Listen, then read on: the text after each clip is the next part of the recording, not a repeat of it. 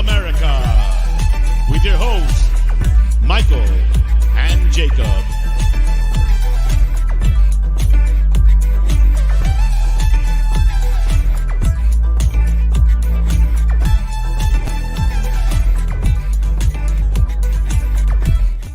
Big up, happy Thursday. We are almost there, folks, to the weekend. Welcome into episode number 36 of the Untitled series here on United Spurs of America with Jacob. That is me, obviously, but I hope you're doing well. Friday is tomorrow. It is upon us. The weekend slowly creeping through the streets. Hope you're living well. It's just after 3:30 here in El Paso, Texas. I hope good evening, and I've had a good day to all the listeners out there in the UK. I hope all the listeners out there in Australia are kicking off their Friday morning with some flavor, something spicy, hopefully, because you know what, I like me something spicy in the morning. Help me get everything kick started.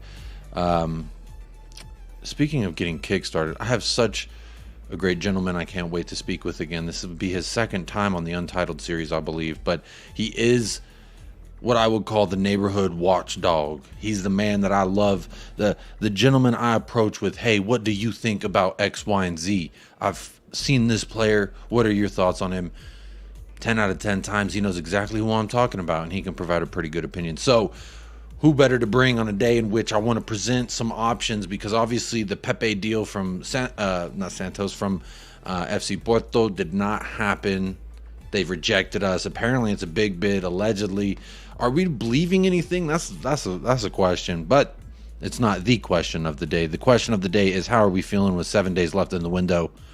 So far, 37% says knew we would stall till the final week. So a little bit apathetic today, and that's okay, because it officially is there's 7 days, and I'm not meaning the ring. I'm not talking 7 days and then, you know, whatever. I can't even remember what happened and transpired in that movie. Maybe my guest will be able to help me, but I have him relaxing backstage in the green room. And before I bring him out, I want you to hit a like. I want you to participate in the poll. Let me know how you're feeling today. I see 21 votes and 14 likes. We're off to a shaky ratio, but I trust we can get that ratio above Richarlison's shot conversion ratio. Was that a low blow? That might have been a low blow. I don't know. But without further ado, let me just say hello to everybody in the chat. Rich got the first place prize. Big up, Jacob. Feeling a bit grumpy with Spurs today. Still no outgoings. Big up the YouTube chat members. Big up the Patreon members. Big up the people who don't do either, but they're here. They're commenting. They're liking. Big up yourself right now. You don't have to do the monetary way of supporting the show. Now you can, and I encourage you to do so. But you know what? I'm a free 99 kind of guy. I like free things. I like hitting a subscribe, hit a like, and vote in the poll. And that's 3 things right there you could do.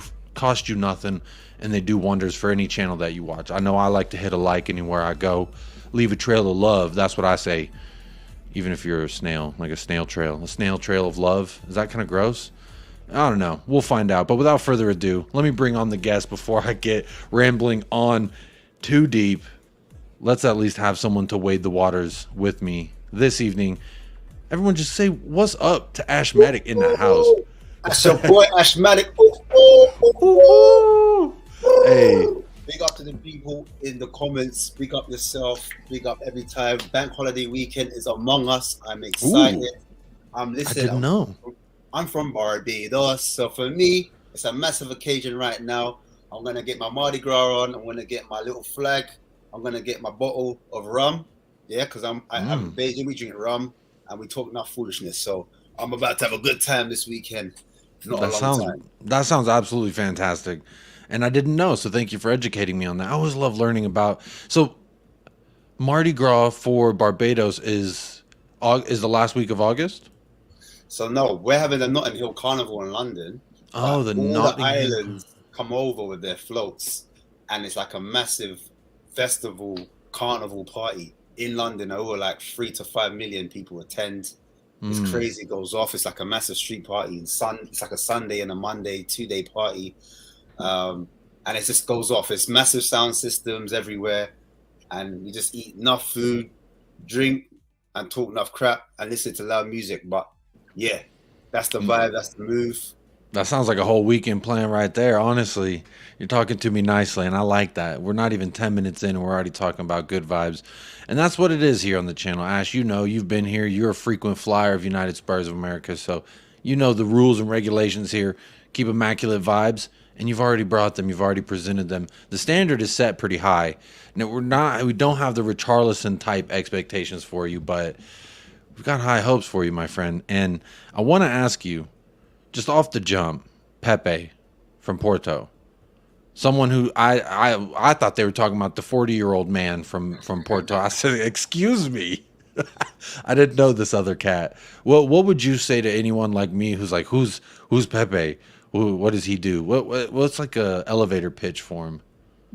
Pepe, what can I say about him? He's got 14 goal contributions last season. That's 9 goals in all competitions and 5 assists. And he predominantly played on the right, but he has played on the left. So he played, I believe, 15 times as a right wing back, in fact. But operates on the right wing. Also played as a left winger as well. Played as a left midfielder. Played as a right midfielder. Played as a false 9. Played in the centre midfield role. But if you look at his heat map, which I'm sure you'll go over to in a second, you'll see that he's predominantly on the right. He's right-footed. He's 26 years old. And he, in my opinion, is an elite dribbler. As you can see there in the heat map, it shows there that you can't touch him. In terms of take-ons, in terms of dribbling, you're going to see him in that area. His first touch is phenomenal. So when you sting a ball at him, put a ball at fast pace, he's able to control it. And then his second touch is going to do you. He's going to do some type of mad skill and beat you for dust. He's really quick, but technically he's awesome. He's really good. And if you want an out-and-out winger, and I think that's what Ange Postecoglou's system wants when he wants to necessarily not switch the actual formation, which he doesn't do because that's his philosophy. But if he wants to change the characteristics, and let's say a Kulusevski who likes to come in on his left a lot, you've got a right footer on the right wing that's going to hug that touch line, and he's going to be 1 or 2 players. But don't get it twisted. He can play centrally. He can run through the middle because his biggest attribute is dribbling. So if you want a man that can take on a man, people say, Son's not really taking on players like he used to. Does he have that kind of beat a man kind of ability? You've got a player that's his basically his go-to. That's what he does. That's his preference.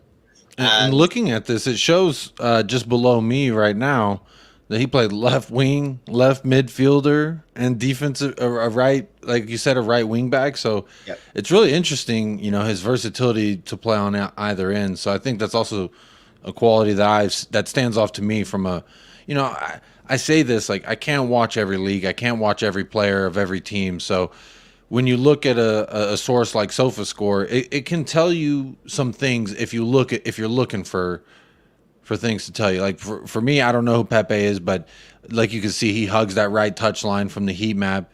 This would indicate that he's played 3 different positions, 2 of them on the left, and apparently primarily he's on the right now. So it sounds like a guy you could work with, you could get to run, kind of like we're doing with a Solomon. He's primarily left, but he's down to get down on the right. And honestly, that's what I want from players, down to get down. But I look at this and I say, he's 26 years old. Does this really fit the mold that we're trying to go forward with in the regards of like Ashley Phillips, Alejo Veliz? You could even throw Mickey Van de Ven in there and Papa Matesar. Excuse me, Papi Chulo Matesar. But how would you view this? Is this a step forward in the Ainge philosophy, or are we just like, oh, that guy would get? Because obviously, I think if he's 26 and he's playing for Porto, do you know where he was before this? Surely, don't call me Shirley. There's some bigger club that would have come in for, or some Premier League club would have came in for him by now if he possessed some qualities. Or is everyone just missing the ball with this 26-year-old gem? Well, it depends how you look at it. Do you look at the glass half full, half empty? In that, I mean, do you look at the data analytics? Because if we believe that Spurs are going down that route, then this guy is phenomenal in terms of progressive carries, in terms of successful dribbles. In fact, I compared him to Kulusevski. I compared him to even Saka at Arsenal, and Saka's an elite dribbler. And when it comes to 1v1s, he outdoes both of them. So you're looking at a top dribbler. If it's a player for now, then definitely. And I think maybe Ange might have looked at both games and thought, maybe this is missing. I know some people are probably looking at Solomon and thinking he might need a second chance. We did see him out on the right-hand side, you know. Couldn't Solomon do what this kid is doing, Pepe?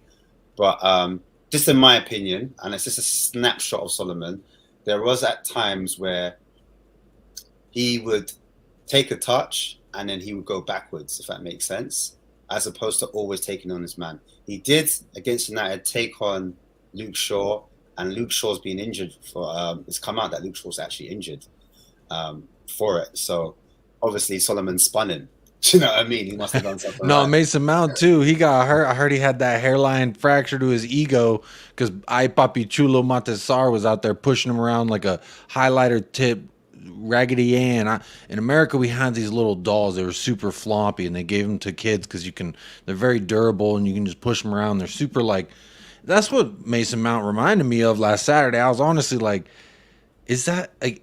We often talk about Papa and we say, oh, his size, you know, we question, does he have enough muscle? Clearly he does. If he's pushing around Premier League proven, quote unquote, Premier League proven players, I would argue, where does he proven in the Premier League? I think he was just on a good team and was beneficial. He was a supplemental cog to a machine that was running well at the time. And you could see once the wheels started to fall off, he didn't do anything to pick them up and help them, you know, thrive in any manner. You could argue he kind of did the opposite. So Mason Mount, I know that ain't what we're talking about, but hilarity to me. Chelsea with a masterclass, if you think about it. Will they get 130 mil for two players who you don't even know what position they play? What are we doing here? Well, then again, they did spend it on a lot of players that aren't quite working out at the moment. It's early days, though. It's early days. What can I say? Yeah, early days for Pochettino out there in his super tight tracksuit. Super, super tight. It was so tight when they were getting their ass whooped by the bubbles. He had to unzip that motherfucker. You see him? He unzipped it, let it fly like a cape. Said he was so frustrated. It was too warm. Needed to let that belly breathe. Know what I'm talking about? Billy's gonna get you. Billy's gonna get you. So I've seen that you brought up, obviously, Brennan Johnson there. I'm assuming. Oh yeah, this is Brennan Johnson on the left, and this is Pepe on the right. The point I was making, you've got versus fullback. So if you put versus midfielders, just to make it a little bit fairer, because obviously he's killing them there. So this is Y Scout, isn't it? This is FBF ref, but if you click on the versus midfielders, see how these are photos on a tweet that I found. I don't know what is this. Oh right, okay. Well, no, what site is this? Because if it's Y Scout, I ain't got that kind of money. Yeah, trust me. FBF ref, but basically, all right. So on the left hand side, I was explaining it. You've got Brennan Johnson, attacking midfielder versus wingers, and he rates quite poorly if it's data led. On the right hand side, you have Pepe. And it says versus fullback. So against fullbacks, he's killing it. But if you were to click onto midfielders, it's still in the green. So don't even worry. Like, even when you go versus midfielders, Pepe. You're talking about Brennan Johnson? No, well, Brennan Johnson is on the left, and it says, if you can see in the left-hand column above the statistic, it says versus attacking midfielders / wingers. And then next to it says versus forwards. Either one he doesn't score very highly on. So against forwards or strikers or centre forwards, he doesn't rate highly in terms of statistical analytic data. Whereas Pepe does. Against midfielders, he still rates quite highly. Not as green as you can see there. Progressive passes is still quite high. Carries in the 91 percentile. Successful take-ons, 99 percentile. Even when you put them against midfielders, because it's on versus fullbacks. So against Poros or Emerson How come I pulled up this website and I was like, let me do this. Let me do it. You know, you were talking about, let's see this. So I'm not just referencing a tweet with two photos of this information. But how come tell me this website, it says enter a person, and I type in Brennan Johnson. It's like, we don't know who you're talking about. I put Pepe. They said, I ain't heard of him. Like, what is this? What is this website? Why is it not working? I don't know. I'm gonna have to show you backstage. I don't know. I'm not sure. But basically, I should have been better prepared myself. But what I would say is, in terms, if you were to look, what I did was I looked at Brennan Johnson in the Championship, and now I know it's a lower league, but Brennan Johnson in the Championship, his numbers are way higher. I think he got something like 15 goals in the Championship and 10 assists. Now, the reason why I mentioned the Championship is because I looked at Eze at QPR. Now, Eze at QPR in his last season had similar stats to Brennan Johnson. And then when he had his first season at Crystal Palace, it wasn't that great. It was that second season when you saw the difference in Eze's numbers. So second season under Roy Hodgson at that, because Vieira wasn't really playing Eze as well. All of a sudden, his numbers jumped up. Now, Brennan Johnson, this was his first season. He's relatively young. He's like between 20 and 22 years old. And basically, I think what they've been doing is they've been scouting him for a while. And I think they're looking at maybe in our system, an attacking system where he sees a lot more of the ball, he creates a lot more chances. Because I looked at the difference between Pepe and Brennan Johnson's. In terms of a goal threat, Brennan Johnson's a bigger goal threat than your Pepe, if that makes sense. Pepe is more of an out-and-out winger. Brennan Johnson has played as a centre forward. So that may be the reason why his numbers are inflated in terms of him scoring 8 goals last season and I think 4 assists. I think he got 12 goal contributions in a relegation fight in Nottingham Forest at the start of the season anyway. I know they climbed up the table as the season went on. But in a Spurs side, obviously they're comparing, if you compare Eze in the Championship at QPR, then you look at him on his first season. His first season he was transitioning, getting used to the league, and in the second season, under Roy Hodgson, not under Vieira, he exploded.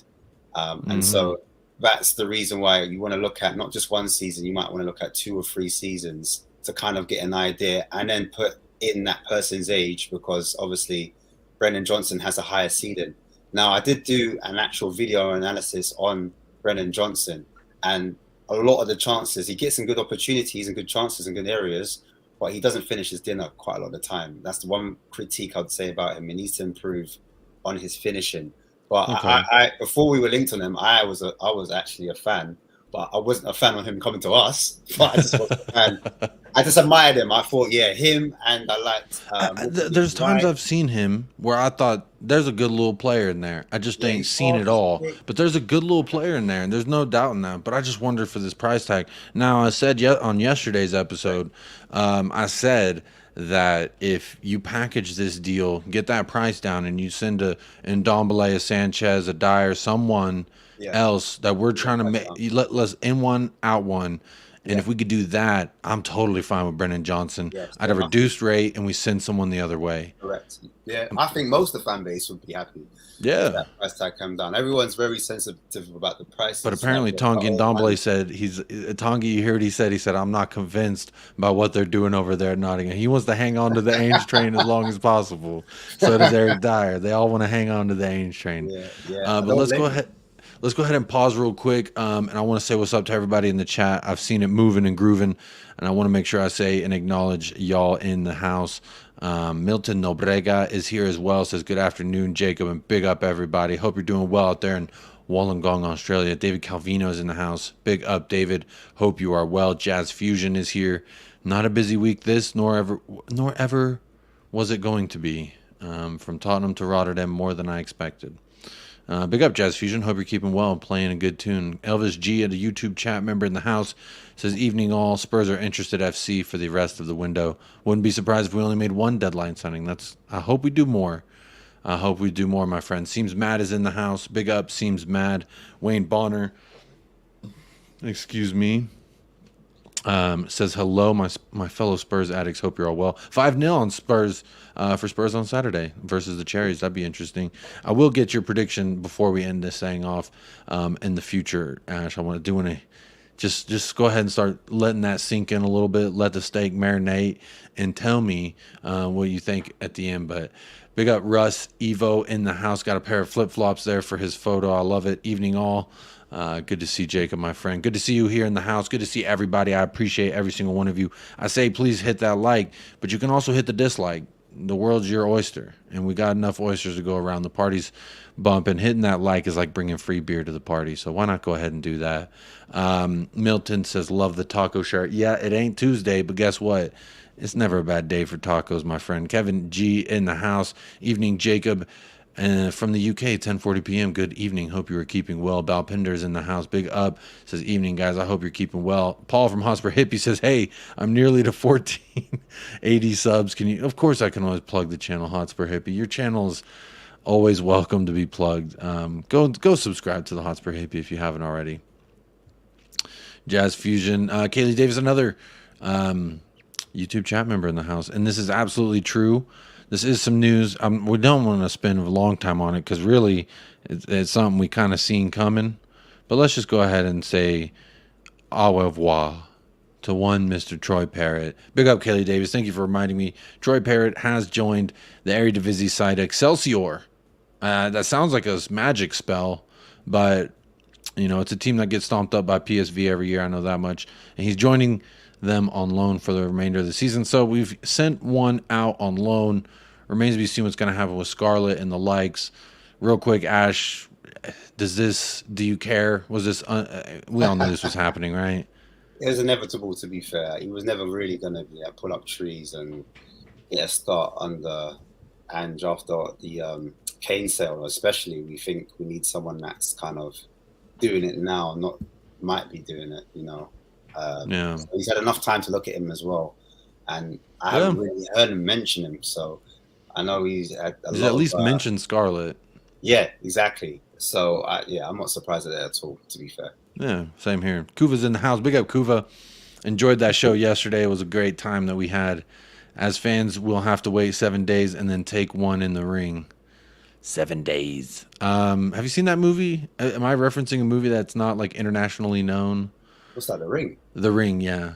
Oh, I don't really do horror films. I'm not gonna lie to you. Oh, okay. Well, that's okay. It was like you watched this video. There's this video that was going around back. You remember the days of Blockbuster where you go rent a VHS Hollywood video, and there was a tape that was going around. Apparently, you watch. This is the premise of the movie. It's quite silly now I think about it. It creeped me out though. You watch this movie and it's like some weird thing, and then this lady comes and like kills you, and so that was kind of the premise. She crawls through your TV and like comes to get you.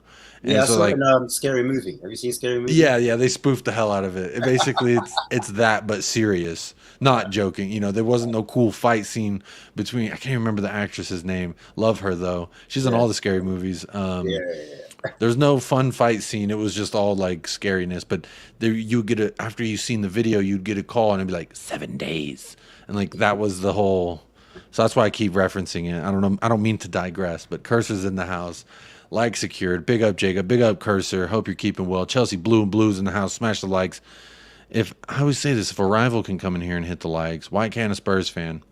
But you know, I always say the option's up to you, Ash. If you want to hit a like, you can. If you want to hit a dislike, you can. The world is your oyster. You can make whatever choice you want. But you know, I would question why you want to live a hating ass lifestyle. But that's just me.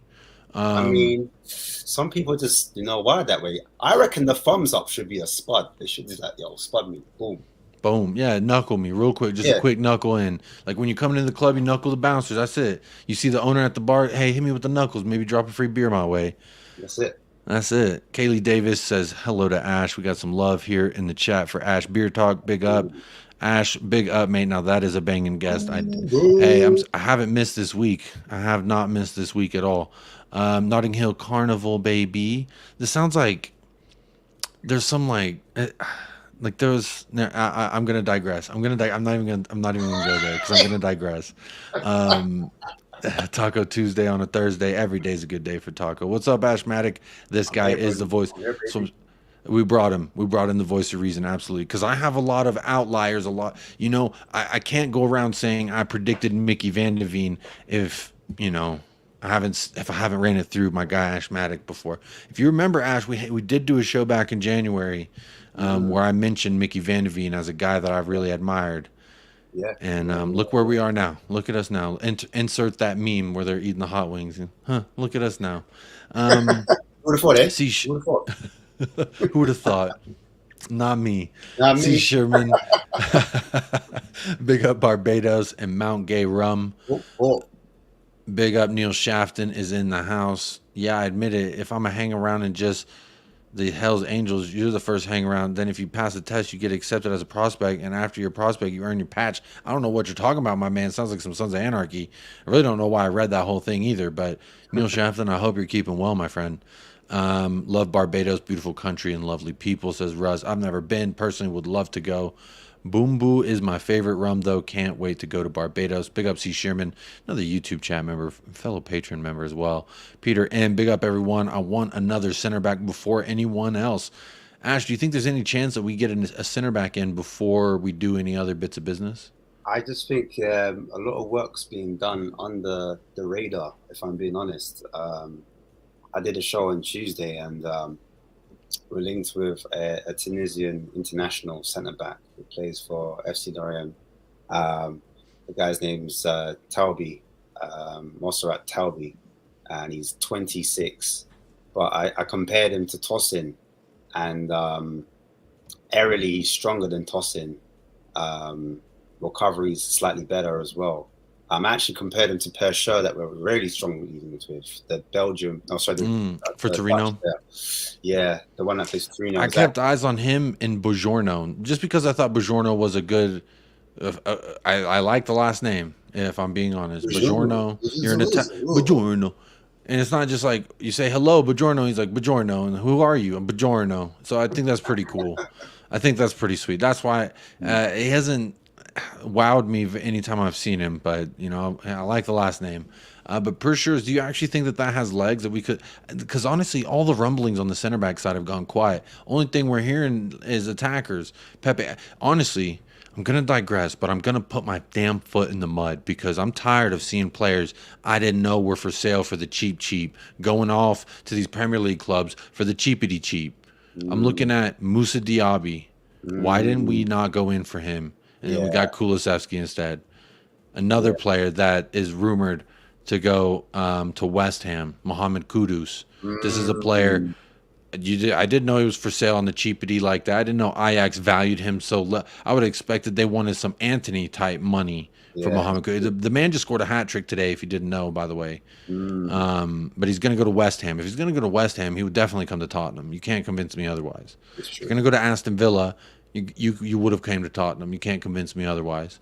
And then there's another player that we spoke about before the show, Johan Bakayoko from PSV, who stepped up ever since Nani Madueke left. He's a right winger for PSV. Now he's rumored for 20 million euros. That's like what, 15 million pounds? That's right. But they rejected it. But that's how much Burnley offered. Now, if Burnley's offering that, they know the player's down to go to Burnley. Player down to go to Burnley is a player down to go to Tottenham. And I get a little frustrated when I throw these names around. And I mean, Mohamed Kudus is not someone that takes, you don't got to look under a rock to find that talent. Yeah. He's right there in front of you banging it. And I wonder, why don't we go for these kind of guys? And why is it like Ernest Nuama that I heard about from Nordsgardenland? I don't even know if that's how you say it, that Denmark team. I tried to watch him today. He wasn't even on the bench. Yeah. And I was like, oh, maybe that means that he's, the deal's heating up if he's not even featured on the bench. But really, he's just 19 years old, and I don't even think they play him. Apparently, yeah, he's gone. I did a show on him on Tuesday, and as I was doing the video, someone in the comments came up and were like, "Oh yeah, he's gone to Lyon." Fabrizio Romano just tweeted it. But I haven't seen that. I went and looked for. I was doing a show and I was talking about him, and I was talking about the funny name because I couldn't pronounce it, and like the A and the E, they had a baby, and like, but my thought with it was like, that should be something easy. That should be like the Alejo Veliz. You hear about it, it's done. There he is with the shirt. You know what I mean? This should be easy cake business, which I'm totally cool with doing. But Mohamed Kudus, Moussa Diaby, these are guys that's talent in your face. Everyone knows about. Anyone who watches ball like you or I, or to any like level of I would even say you don't even have to be a content creator. You can just be a fan of the sport. You knew Moussa Diaby's a burner on the right hand side. Yeah. And it's just, I didn't know he was for sale for 50. Who? Why have we not asked? And Mohamed Kudus, if he goes to West Ham for what's rumored 40 to 50 million pounds or euros, that's absolutely absurd. That's a Basuma type deal. That's a game-changing player for the cheap. And we need to be all over that. But we're not. Do you think he's just not ready yet? He hasn't proved it, and maybe that's why? Or is it a lack of being bold and going for a guy? I just think their eyes are on different targets. I would love another attacking mid or another kind of false nine, or because he can play multiple positions. It's not obviously he mainly plays in that kind of 8 or 10 centre mid role for Ajax. That's where he's been most effective, and the attributes he has is physical, gets forward, can shoot, can dribble. Definitely the type of player, especially if we're looking at players like Eze. Like, it would have made sense to go for Kudos. It's slightly cheaper, but it has slightly more. He's physical, and again, age-wise, it kind of fits. So I don't know. There's something clearly like Ange might have been focusing more on those winger positions, because I know the club like Eze, but I don't know if Big Ange wants, like, he's saying that I want Eze at all costs. I think he's looking more the wing forward route, because maybe over the last 2 games, from what I saw anyway, I felt like we weren't as deadly as we could be in that final third. And I felt like that front three could be improved on. And knowing the way he likes to play, I thought maybe that's where he wants to kind of go down that route, where he gets a player. Because even in Pepe has even said that he actually, even though he plays in the right wing, he prefers to play in the left wing. Solomon can play in the right wing, but he prefers to play in the left wing. Obviously, Son can play in the right wing, but obviously he prefers the left as well.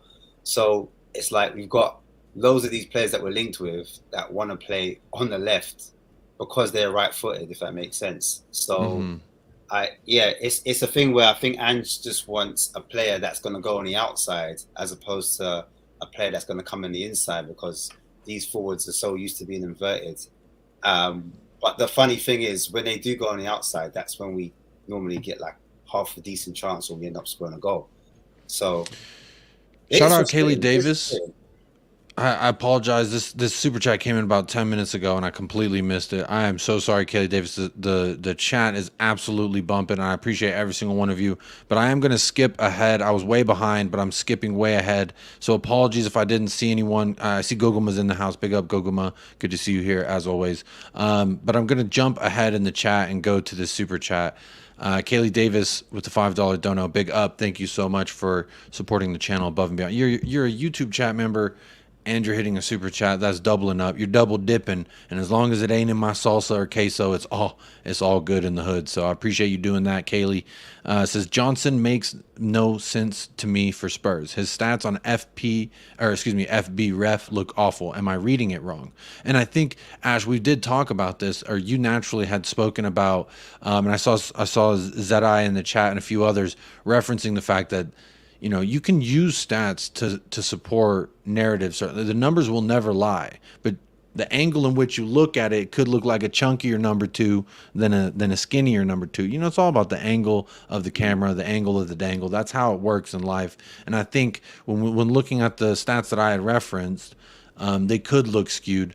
Now, Kaylee, I don't think it's a matter of you're reading it wrong. I think there always has to be context when it comes to stats. There needs to be some context to it. And honestly, I think Ash had really hit the nail on the head in regards to Brennan Johnson. Like, there is a good player there. Yes, he may operate in a certain way that we're not looking at as ideal, but I just wonder, regardless of the stats, the price tag seems quite Mason Mounty for what? You know what I'm saying? Is for a striker, for a right winger, for what position is this man expecting to play for us? Is kind of where I see it. So, like, primarily he's used as a right winger. If he's coming in for competition for Kulusevski, I'm totally okay with that. And I think we need somebody to push Kulusevski to be better, quite frankly. But I mean, looking at stats, I'm not super impressed either. So what do you think, Ash? You know what it is? It's like half the K money. That's what it feels like. Half the K money, or more or less half the K money. If you look at it that way, I didn't even put it in that filter of let's look at the Kane money. We're gonna spend half of the Kane money on Brennan Johnson. That's because we'll It's look at bonkers. this in 5 years and do the picture like they did with Gareth Bale. Look at the 8 players we got for the Gareth Bale money or whatever it was. So that's a good point that I actually did not think about until you just mentioned. Keep going. I'm sorry to interrupt Yeah, you, but no, that's no, a it's good cool, point. but yeah, I mean, like I said, it's either you look at the glass half full, half empty. If you look at the goal threat, goal contributions, in terms of what he plays like, he's more of a forward than a winger, whereas Pepe, I was saying, is more of a winger. So Pepe looks amazing against fullbacks. Like if you look at Pepe's graph, if you go back to it, you just see all green, but that's against fullbacks. If you do it against Because visually, midfielders, it leads to looking better, right? Visually, yeah, if you see a whole bunch of greens versus, it shows yeah, the stark yeah, comparison, right? yeah. But at the same time as well, I look at where Brendan Johnson, the team that he's playing in, Nottingham Forest, and it's not like they play the most attacking football, if that makes sense. So his stats are going to be low. Do you know what I mean? Even his take-ons, they're not great. But again, when he's in the box, he's taking shots. When Pepe's in the box, he's not taking shots. He's more of a playmaker, if that makes sense. He's more like a man that will square the ball, like pass the ball across the box, maybe do a cutback. Whereas Brennan Johnson, in that same angle, is shooting. Do you know what I mean? Yeah, So that's a it good point. depends. But what I will say about Brennan Johnson that I did like, because obviously we've been linked with him heavy, so I've been looking and watching more tape on the guy, obviously outside of the scope in which I've seen him so far. And a lot of his finishes, it look left side, middle, right side, it looks like he can score from kind of all over the park. So one thing I will say is he might have some finishing abilities that we are lacking right now on the right or down the middle. I don't know. Kaylee Davis hits us with another super chat. Big up Kaylee Davis, supporting the channel immensely today. Says, I'm afraid of Johnson being another Richie. And I I'll hear throw it. that to you immediately, Ash. I hear it. You know why? Because at the moment he's not clinical. He's 22 years old. For that That's young. position, That's very young. young. That's That's why I very... think Spurs are looking at him and Ange's looking at him because the ceiling's really high. Mm. But it's the thing where in those positions you need to be like hitting the back of the net. A lot of the times, like there's chances aren't that far off. Like keepers are getting down to their bottom corner and saving it. But you just want someone that's kind of like killer when you're in that final third. Like we've had chances as the last 2 games, I would say, or even during pre-season, we just haven't had that clinical edge where we've created like 20 plus chances, but we just need to kind of put it in the net. And Brennan Johnson, even though he might get quite a few shots off, we need him to be hitting the back of the net. And I think it's one of those ones where it's a bit of a gamble that could really pay off, or as I said, half glass full or half empty, it could be another Richie signing. So I would struggle with the thought. So if this guy can bang in goals in a relegation fighting side that's merely just trying to stay up, and you can bang in goals in a side like that, I would lend myself to believe that in a fully functioning creative midfield, diverse attack, many attacks throughout a match like we've seen thus far under ANGE POSTECOGLOU, if you put a guy who can bang him on a side that's just trying to stay alive versus a side that's trying to thrive, I think you might see a completely different beast. The thing is, my broski, is raw. If you look at it, boom. Richarlison at Everton, they were a relegation side. He got 13 goals. These filters you're putting on, man, they're so crystal clear. I didn't think about that. That's a good point. Like, I see Kaylee's concern. I get it. Like, do you know what I mean? Yeah. But I think the difference might be is that you have to look at the temperament. You have to look at who the player was playing alongside. Obviously, Richarlison was a lone striker, and at times with Brennan Johnson, he's been played out as a winger and only a winger. He hasn't been played up front all the time. Sometimes, this season especially, they've got another striker. I forget his name. His name escapes me. A black guy. He's been banging it in, like in front of goal. He's been deadly. And I can't remember his name. But yeah, like it just goes to show, Brennan maybe just needs to work on that final M product, that end goal. Like that's what he needs to work on. Can that happen with time? Who knows, man? Who knows? I just can't remember the guy's name. For Forest? Yeah, their striker. I can find it now. Anyway. Awanoyi? Or it's like Yeah, I don't know how to say his name either. I think he wears number 10 or 9. No, yeah. Gibbs White wears 10 for It Forest. should be a 9. It should It's be a a 9. 9, yeah. Yeah. Yeah. Um, I mean, but yeah, that guy, he's more. He's been putting it in. He's been getting it in. He's been getting it in. He gets a little half chance and he puts it away. And I think people won't be mad, Jacob, if we got a Brennan Johnson at a discounted price because we did a play exchange, and we got like someone like a Gift Auburn or a Jonathan David or some of that ilk. Do you know what I mean? That is more of a proven goal scorer. If that yeah. makes sense. So then you've got competition for Kulu, but then you've got competition for Richarlison also as well. So then you're not like, oh, you're relying on Kulu and Richarlison. No, you've got 2 players in both positions, and we can switch it up during the game. And also, like Brendan Johnson has played as a striker, as a forward, and he has played on the left wing and he has played on the right wing, but predominantly on the right wing. So, and then with Gift Auburn, obviously left wing and up front, but with Pepe, multiple positions. But he really is good at playmaking. That's his thing. I can't stress that enough. He's a playmaker more than he is a goal scorer. But as a footballer, I think he's a better footballer than a Brendan Johnson, if that makes sense. Yeah, no, it does make perfect sense. Sorry, appreciate you, Leo from Mile High Hotspur, taking care of some people being silly in the chat. Always want to show some love and respect to everyone in the chat, people on the panel. We're all here taking our time to talk about football, so let's keep it football. Kaylee Davis with a 3rd super chat. Kaylee, you're absolutely flattering me tonight. Says, would Johnson be as good as Kulu on the right? Ash, I'm gonna throw this one straight to you again. So you're looking at a profile of a player. One goes on the outside, one comes on the inside. That's what it is. One can arrive in that kind of space, if that makes sense. So they arrive in the box and they're able to be on the left, the middle, or the right. So that's more like a Brendan Johnson, whereas Kulu hugs that kind of right hand space. Likes his left foot more, yeah. And then he comes, he wants to come in and shoot. And like the problem with that is that it's becoming a little bit predictable. And so when you throw it on a Brennan Johnson, he's a lot quicker than Kulusevski. Do you know what I mean? So that's what he's going to add. He's going to be slightly more direct. He's going to come on the outside. He's going to ask a different question. So we may be able to open teams up. But, I mean, if you're asking me who would I prefer, I would prefer Pepe. I'm not going to lie. He's all right now. I get the Brennan Johnson because he's one for the future. Like project, my projects, you know what I'm trying to say? He's a project player. I get it. Like I understand why Spurs. This is like Spurs' kind of philosophy, the recruitment. They like young players, and Ange's with it. He likes young players. It just marries. You just know what's going to happen. Do you know what I mean? But the very fact that we went in and put a bid in and it got rejected for Pepe, it's saying like, raw. You know, we're serious. We're actually doing bits.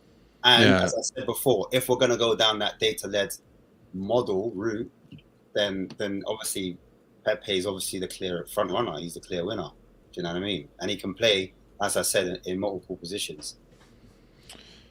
Speaking of playing in multiple positions, Zedai makes a good point here. Says we've lost Kane, Lucas, and Danjuma. We've signed Solomon, and that's it. We need 1 to 2 more attackers. So I think that might be why we're showing some haste here. And then AC in the house says, to me, Solomon is Kulu cover and Perisic is Sonny cover.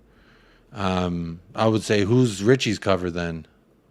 And I think that's why they're looking at a Brendan Johnson, because he can play striker. But I would be also be on that's the right. The reason why I'm like, I don't think he's that guy to be the striker to push Richarlison. Like if I'm Richarlison and I hear that we're signing, yeah, that's a good point. I'm like, I'm pretty cool. I'm pretty calm about it. Do you know what I mean? But if you hear we're going for this gentleman right here. Now you might be singing a different tune if your name's Richarlison.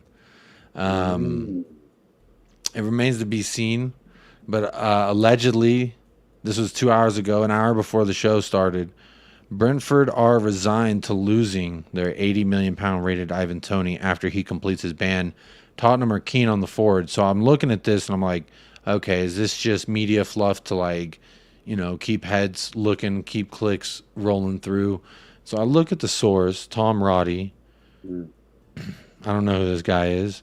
23.2 thousand followers, football reporter for the Times and the Sunday Times. He's double times. And there's an article posted. There it is. About Brentford. Braced for Ivan Toney bids in January. Valuation expected to be around 80 million. Striker joining the Stellar agency. So he's changing agencies. And he's putting that ass up there for sale. He's going up there in the shop window and saying, who wants me? I mean, we've seen the video a couple summers ago where he's on the boat partying with the young lady.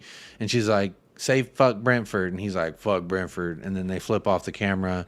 And like, you would have thought at that moment, that's when I said, we need to go. I remember doing a show with Michael. And I said, let's go get this guy for 30, 40 right now. Perfect Harry Kane backup. And, man, do you think that this has a chance? Now, are you comfortable spending 80 mil of Harry Kane money on an Ivan Toney? I mean, if that's the price, that's the price. But to be fair, did you hear yesterday's price is not today's price? That's what I'm saying to you. No, all these players are inflated. I blame Arsenal. I blame Chelsea. They ruined the market. But anyway, I digress. Did you hear what he said about Arsenal and Liverpool? Who? Okay, Tony? Tony came out on an interview. I think it was yesterday. Big up, Kaylee. Thank you for all the super chats. Appreciate you. Any questions you ask Kaylee, I'll bring them up. You super chat enough. Sorry, Ash, go ahead. Yeah, no, it's cool, man. Big up to Kaylee. Listen, he come out on an interview, on a live video, on live, like how we're talking to be us right now. He come out and he said, Liverpool is my team, my boyhood team. I've supported him all my life. Damn. Liverpool. Like, he just come out. He didn't have, like, it wasn't prompted. Unprovoked? He came out and he said it. Just start swinging for Liverpool.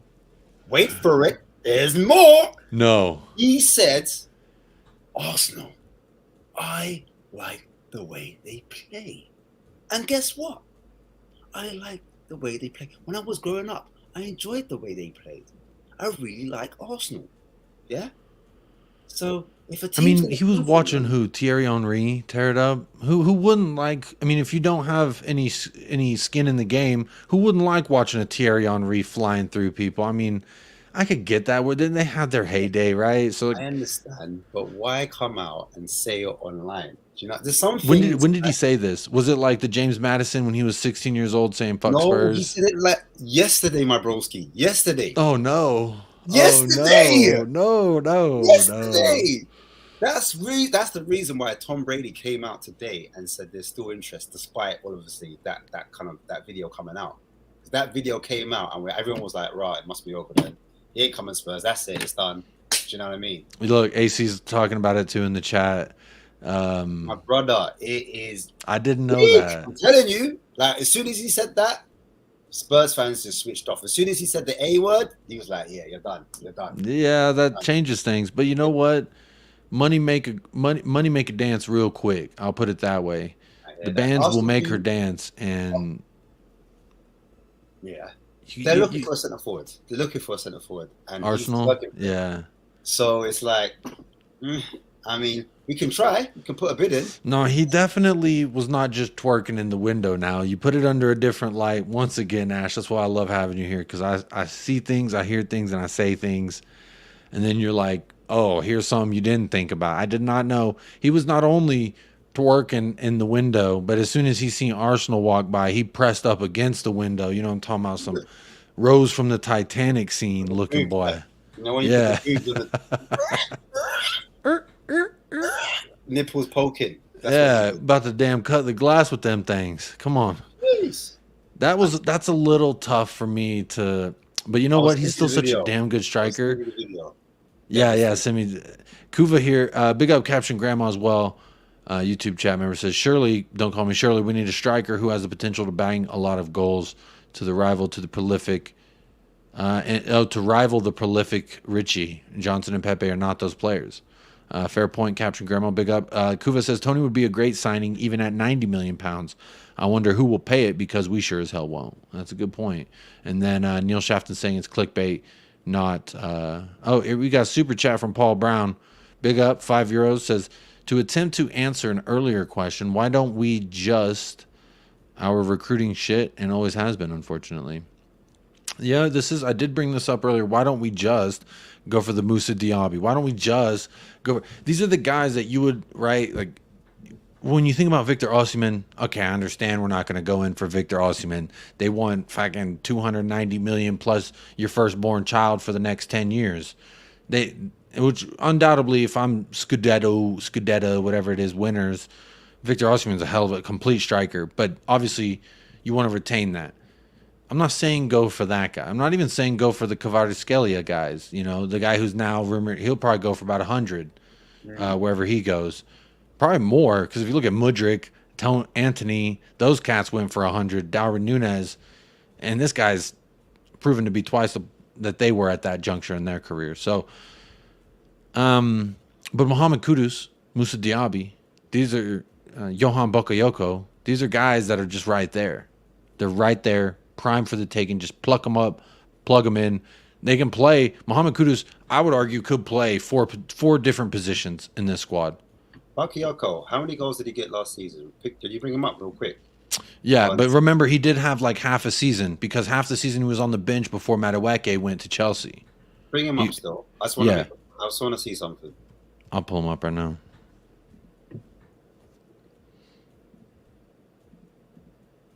All right, cool. Go to. Can I see his goals and his assists and how many games he played? So in the Eredivisie last season,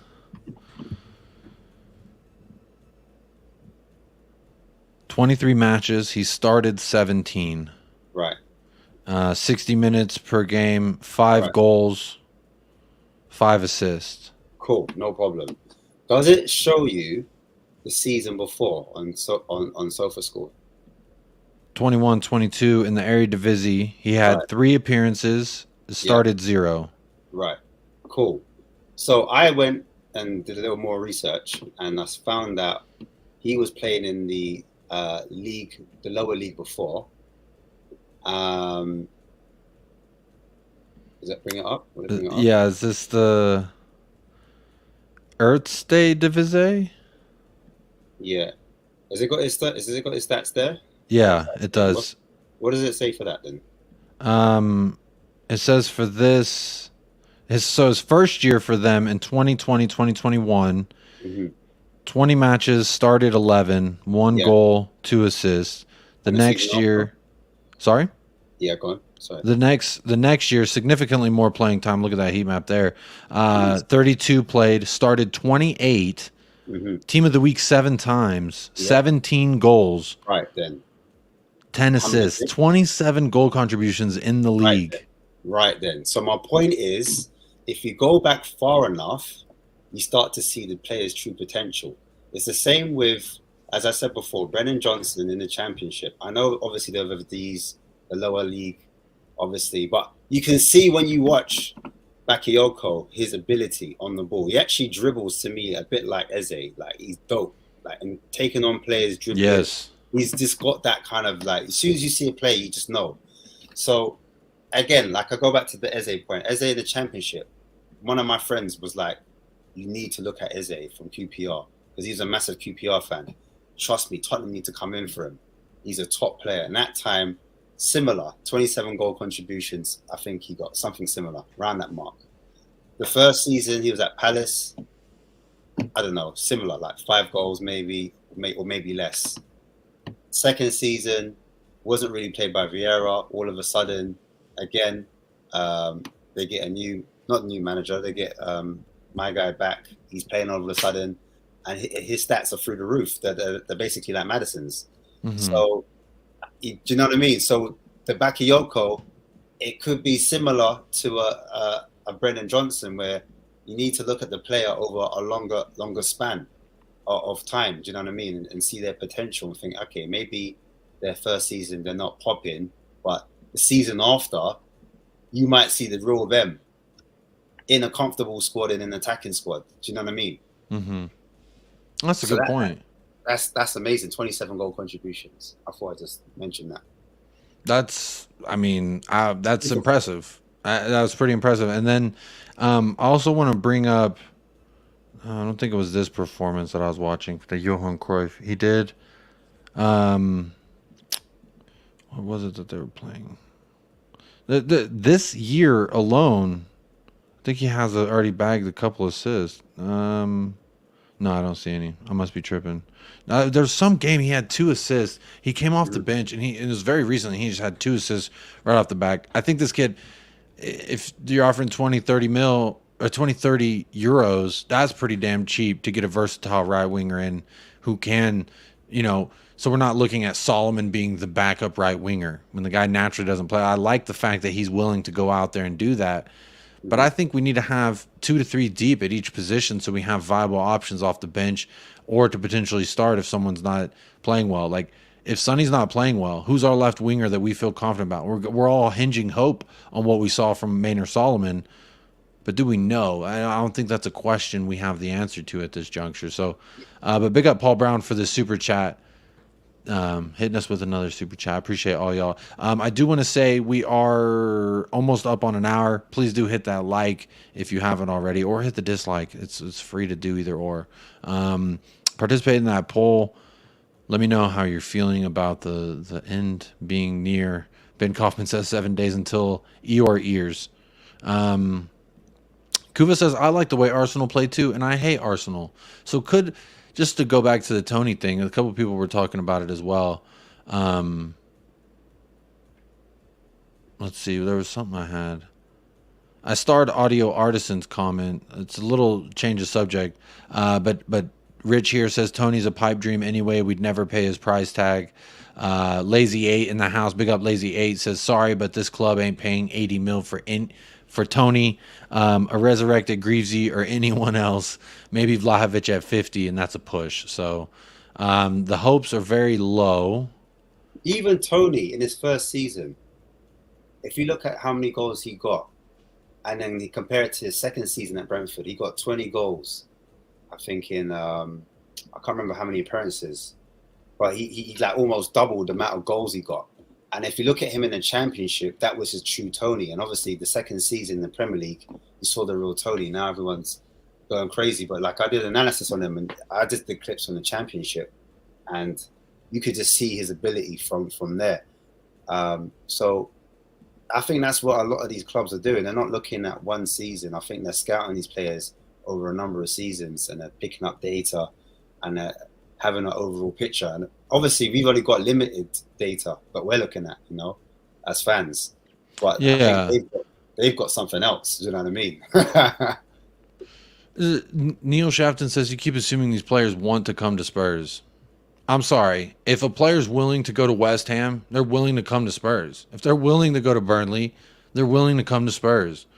Now, you say Jeremy Doku, okay, now I know why we didn't go in for him. Manchester City's sniffing about. So I think some of these players would definitely come to Tottenham. Also, money make people act real different real quick, if you know what I mean, because Burnley's offering this guy what are they going to offer him? 25 grand a week, 50 grand a week max, and we come in and say here's 75 at a better, bigger, more prestigious brand. I would argue I like my chances in that boardroom. AC says, do you think we are looking at more wingers now because this could be Sonny's last season for us? Or is it truly a lack of depth? Because we have technically 3 wingers on the bench once Hill comes back. Ash, do you think that this is a sign of Sonny leaving? For me, I'm going to say I think it's more of us trying to have depth and legitimate options in that depth. Like Alejo Veliz is a great signing, but Ainge already said this guy's one for the future. He's definitely going to be getting acclimated all season. I wouldn't expect to see anything from him. You know what I mean? So like, I don't necessarily think that this is we're looking at wingers because this could be Sonny's last season. I think we're looking for players that can play in the striker position. Gift Orban could do that. He could also play out on the right or on the left. Gift Orban's pretty damn talented, and I'd argue he could play left, central, or right. So I think we're looking for versatile players, not just wingers. I think most of the names that we've been linked with, they can play down the middle, but they also can play on the right or the left. And so, I think it remains to be seen. But Ash, what about you? Do you think this is a sign that Sonny's leaving? So we also looked at Gnotto as well from Leeds United. He was 20 years old. very young Italian under international. Yeah, love Wilfred Noto. Winger, yeah. So even him, if you look back at his previous club before he went to Leeds, he was actually playing as a striker and got quite a few goals for them as well. But yeah, when he came off the bench, he came on and played like that striker role. Yeah, like the left striker role. Yeah. Up there, like kind of the Rodrigo role. Yeah. Like where we saw, right. And he was bagging goals too. So yeah, I like this player. Leeds is a club I keep an eye on. And was there someone else I want to ask you about from that club that potentially could come in? But finish about Noto, please. No, it's cool. It's cool. Yeah, but I just look at the evidence. Like we're being linked to a lot of wingers, so clearly there must be some type of plan that either Ange isn't happy with the style of winger we have, or the age profile, or the profile in general and what they do. And that's the reason why he's actually looking at that area. Whereas I think with Son, yes, he's at that age where, you kind of want to be looking to replace him. But I looked at him against Man United, and I just looked at him in isolation.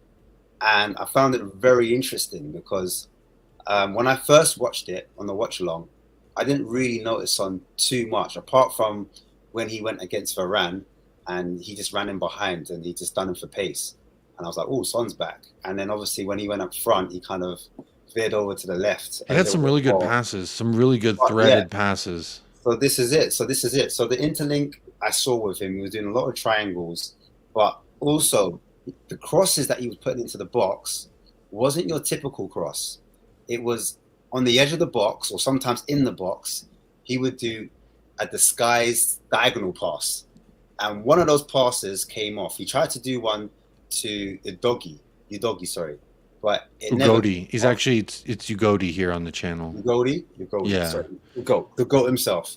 He got that dog in him though, but he's the GOAT, so. The GOAT. Cool. He tried to put one into him, but it didn't quite come off. I don't know if they're on the same wave, but it was a great ball. Or was it offside? I can't remember. But then he did one to Sarr, and Sarr ran into that space and had a near post shot, and the keeper saved it. Yes. Remember that, right? I do, yes. I just remember back at Celtic, that's what he would get his wingers to do. Instead of crossing the ball, because a lot of people like Perisic at the moment, because Perisic is clearly getting to the byline and whipping it, and he's doing that kind of hand cross, whereas Son is doing more of a getting to the edge of the box, and instead of shooting, because we're used to seeing Son shooting that in that particular area, what he's actually doing is he's threading the balls into like a Maddison. That Maddison's arriving, Sarr's arriving late into that space, and that's where a lot of our joys and a lot of our shots are happening.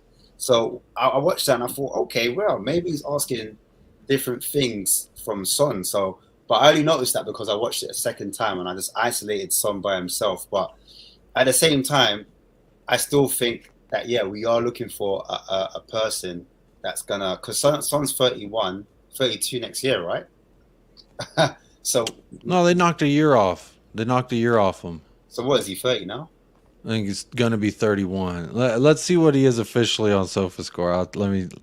Let me see, because they did the law, because in Korea when you're born you're 1 year old, so they're putting a little extra age on this man. Let's not give him gray hairs yet, because I ain't seen one. All right, I ain't seen one on my boy. So it says 31. He was born July 7th, 1992. Okay. So that's 31 years old. He's going to be... He's 31. So he's about to... Yeah, he just turned 31. Turned 31. Yeah. But I would say he hasn't aged a day in 10 years.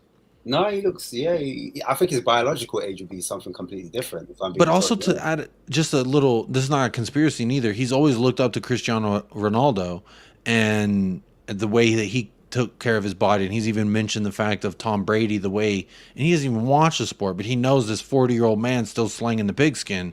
So he idolizes these people who've taken care of their body. Son doesn't drink. Son doesn't do drugs. He don't party. He's not a guy whose body I think is going to break down like a normal person's body. I think he's going to have that longevity like you see in a Ronaldo and a Messi type. That's just my assumption. I guess part of my hope as well. Son could definitely go to like past 35, 100%. It depends like how good of a season he has this season. I think this is a massive season for him. And I think if we see anything of the old Son, and even last season, he got 11 goals, which isn't shabby at all. But we just expected more because he scored 21 or 23 the season before that, and it was quite a drop-off. But if he gets 15 goals plus this season, then I still expect to see Son in this team. But yeah, definitely, I feel like at times we're going to want to ask different questions, and we're going to have players that have different characteristics, and that maybe Son can be pushed up front, because Big Ange even said it himself. He wouldn't mind seeing Son utilised as a centre forward, and he did play him in the 20 minutes. half. We got to see 20-some minutes of him, and he looked pretty good there. I did not mind what I saw. Quite well, actually, I was surprised. Imagine fresh legs from the jump, what it could potentially create. I mean, when he's been our number one attacking or our goal scoring option, he's stepped up to the plate every single time. So I have no faith that he could do it again, personally. It's interesting what you mentioned there about how Ange's wingers kind of operate in that space, and you mentioned you referenced the Ay Papi Chulo Matasar's shot that went into the side netting. Well, I don't know if that was it saved. I thought it went straight into the side netting, like it was one of those. No, I'm pretty sure it was saved. That Sarr had. You're probably right. I trust you. I see Sarr as I wouldn't compare him to Dele Alli, but he's definitely got that role where he's a kind of space invader or space investigator. He finds it, yeah. He's constantly looking where to run into. In that build-up, did you see him break down that build-up play of his first goal? Yeah, that was crazy. And he was just like, if you remember, he did say, if you remember, I kind of started the move off, if you remember. He's like, I found, so-and-so out there on the right. The way he talks so, like this man been running the game for 30 years or something. He's like, I know it's in another language, but the way he, maybe it's just the me not knowing what he's saying and I had to read the subtitles, but the way he came across to me was, he's smoking a cigar on a cruise type of cool. You know what I mean? Like, this ain't too big, the lights ain't too bright. And he was just like, you remember, I started this movement off, and I found the guy out there to the right. I kept watching the build-up play, looking for that space, a space investigator, like you said, and he found the space, and there's his goal. And I like it with I think it was Muller that kind of invented that. I can't remember the name of the actual title. I think it's the Ruder. I can't remember the name. But anyway, Muller did it really well at Bayern Munich. Frank Lampard was known to do it, but Dele Alli, he's the one that showed us, like, a guy that's got legs, can run from deep and just score many goals. But I think with Sarr, he adds another element. Not only has he got an eye for goal, he's also got the ability to intercept. Like, he intercepts like crazy, slide challenges, wins the ball back. So he's not just a person that runs into the box and scores or is a goal threat. He can actually pass the ball well. You can switch to play. He's quite confident in his passing ability. His first touch is really good, and his ability to read the game is excellent. I think him actually dribbling with the ball has been unnoticed. I think him actually being able to carry the ball and just get past players and push up the pitch, I think is amazing. And I think that's what's helped him. Raumduder. That's what they're saying in the chat. Raumduder is the word you were looking for. That's it. Yeah. I might be pronouncing it wrong. I took German in high school, Sprechen Sie Deutsch, but that's about it. I can sing you happy birthday in German, but and I can say a phrase that doesn't actually make sense in German, but for someone learning German, I thought it was quite funny. I would say, Du saugst meine Fleisch. And if that's not something I would say to anybody. Raumduder. Yeah, A-R-M-D. Raumduder. So he's just a man that can operate in between the lines, and he can write and find the space and just affect the game in different ways, because he's not picked up by anyone. But at the same time, he was good at playing at times he was like a wing back, because he filled in and he helped us play out from the back. He actually dropped into that right-hand space and allowed Porro to have a pass, an out ball. Do you know what I mean? So Sarr picked it up, and then we were able to kind of progress from there. And sometimes he stuck next to Basuma, and he was the extra, like, double pivot or the extra defensive midfielder, or whatever you want to call him. He was that guy to sit in at times as well. So all-round superstar. But I want to give a big up to your guy, your Donny, your man like Romero. Romero, oh, but he had Talk the to me most- nicely. This is a. I mean, I'm getting the Romero shirt this year. That is solidified. I'm just looking at my DH Gate sellers, but I'm getting the Romero shirt. It has to happen. Talk to me about Romero. Credit where credit is due. He had the most touches. You wouldn't think it, right? Progressive passes, obviously they're from deep, but he had the most progressive passes as well. Passing accuracy was really high. I think Manaki Van de Ven had like 93%. Romero had 80 in the 80s. He was in the 80% now. So passing really good. Aerially was the best. Winning headers, like he was top of his game. And he was just really assured on the ball. He took his time on the ball. He didn't rush. He wasn't panicked. There was that like maybe the first 10 minutes, he did a one misplaced pass. It was a bit nervy. But then after that, he was just so comfortable. And I think having Mickey next to him, it seems like he's a lot more calmer. I don't know if because he's the assistant leader, assistant captain, whatever you want to call it, vice captain, that's put extra responsibility on him. But he just seemed a lot more like a top defender in that role. Like he was able to step up, but when he stepped up, it wasn't rash. He wasn't sliding in, and he was able to win those balls. He was able to win those challenges real quick. So like big up to your guy. I know that's your guy, so I thought. Hey, that is my guy. Everyone, you know what? Anytime they come saying something to me about Romero, this is the only face I can give them right here. Talk to me nicely. Just talk to me nicely. When I see people texting me, your boy Romero, X, Y, and Z, talk to me nicely. This is how I look at my phone when I see people on YouTube talking nicely about Romero lately. This is how I look at my phone. This is how I feel 100% of the time. Shout out my boy Not only Romero. did he get touches in the box, I think it was about a good five touches, like different occasions that he got touches in the box, but he did not make a single foul. Bro, goalkeeper knows when he sees a beast of a defender in front of him.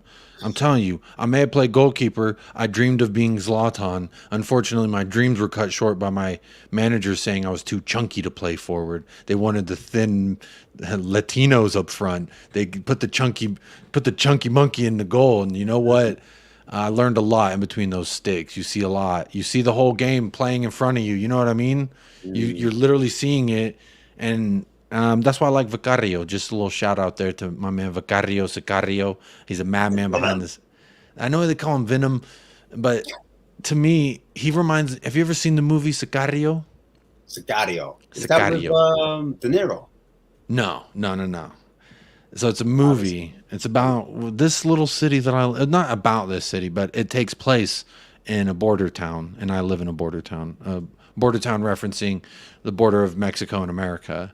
Sicario, great film. But if you ever see it, there's some gangsters in there, and they've made 3 of them now, or the third one's coming out.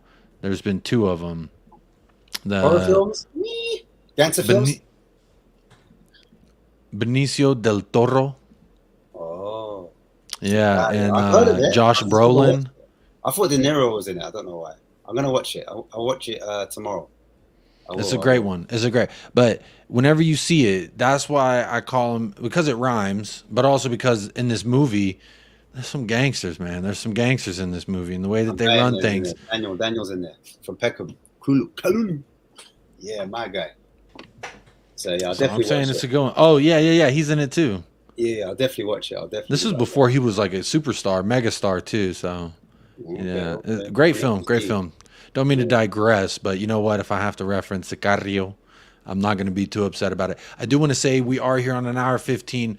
If you have any questions and you want them answered or asked, I'll ask Ash or myself immediately. You could do a super chat. But if you want to do the free thing, and I'm a free kind of guy, I'm super messed up on the chat right now. I'm super behind.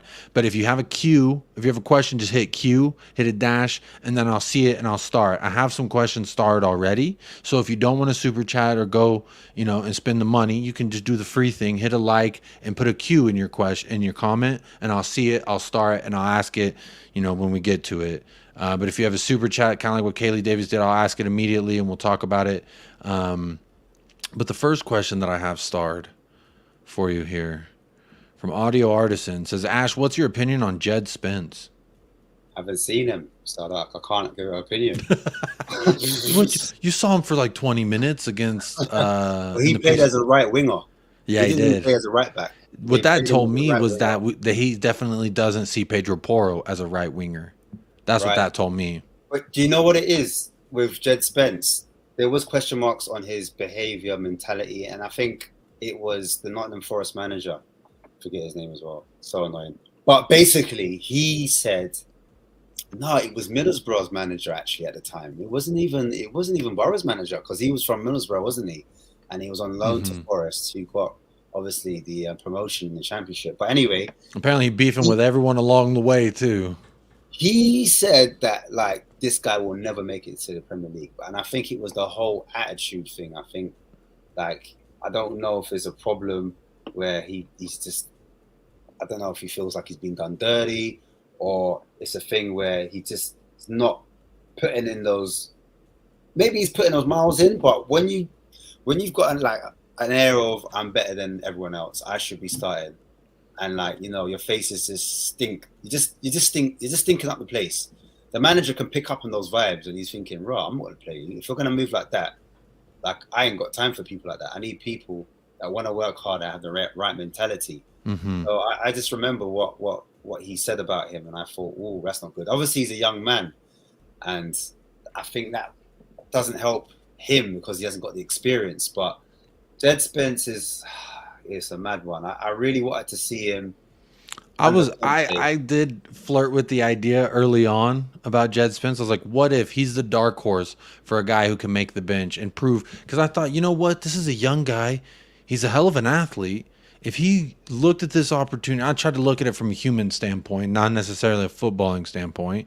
I looked at it as like, if I'm Jed Spence, young, you could argue he's got traits that make him a good baller. There's things about him that are attractive. And you have a refresh, a reset. Now it's on you to go out and make Ange Postecoglou do this. Oh, who the hell was that? Where'd he go? Oh, who's that? He was there in the very beginning, like Tanguy and Dombele. From the moment Ange walked in that building, he's one of the guys. Hello, hey, how you doing? That is your chance from that day to prove to Ange that you could do something, anything. This isn't Antonio Conte saying this is a club signing, I don't want him. He still played the guy. He played him once versus Nottingham Forest, if you remember. But it is disappointing because I did flirt with the idea that maybe, just maybe, if he thought about it in this light, that this is my chance to get on at a big club, impress a manager who's coming in here with all expectations of prove to me why I should play you. Merit, class, all that. Like Harry Kane came in, the only reason he played is because he's the best damn one at the position. You can guarantee that. But he even said, it doesn't matter who you are, where you've been, and what you've done. Matters what you show me and what you prove to me. So I think there's a lot to be said there.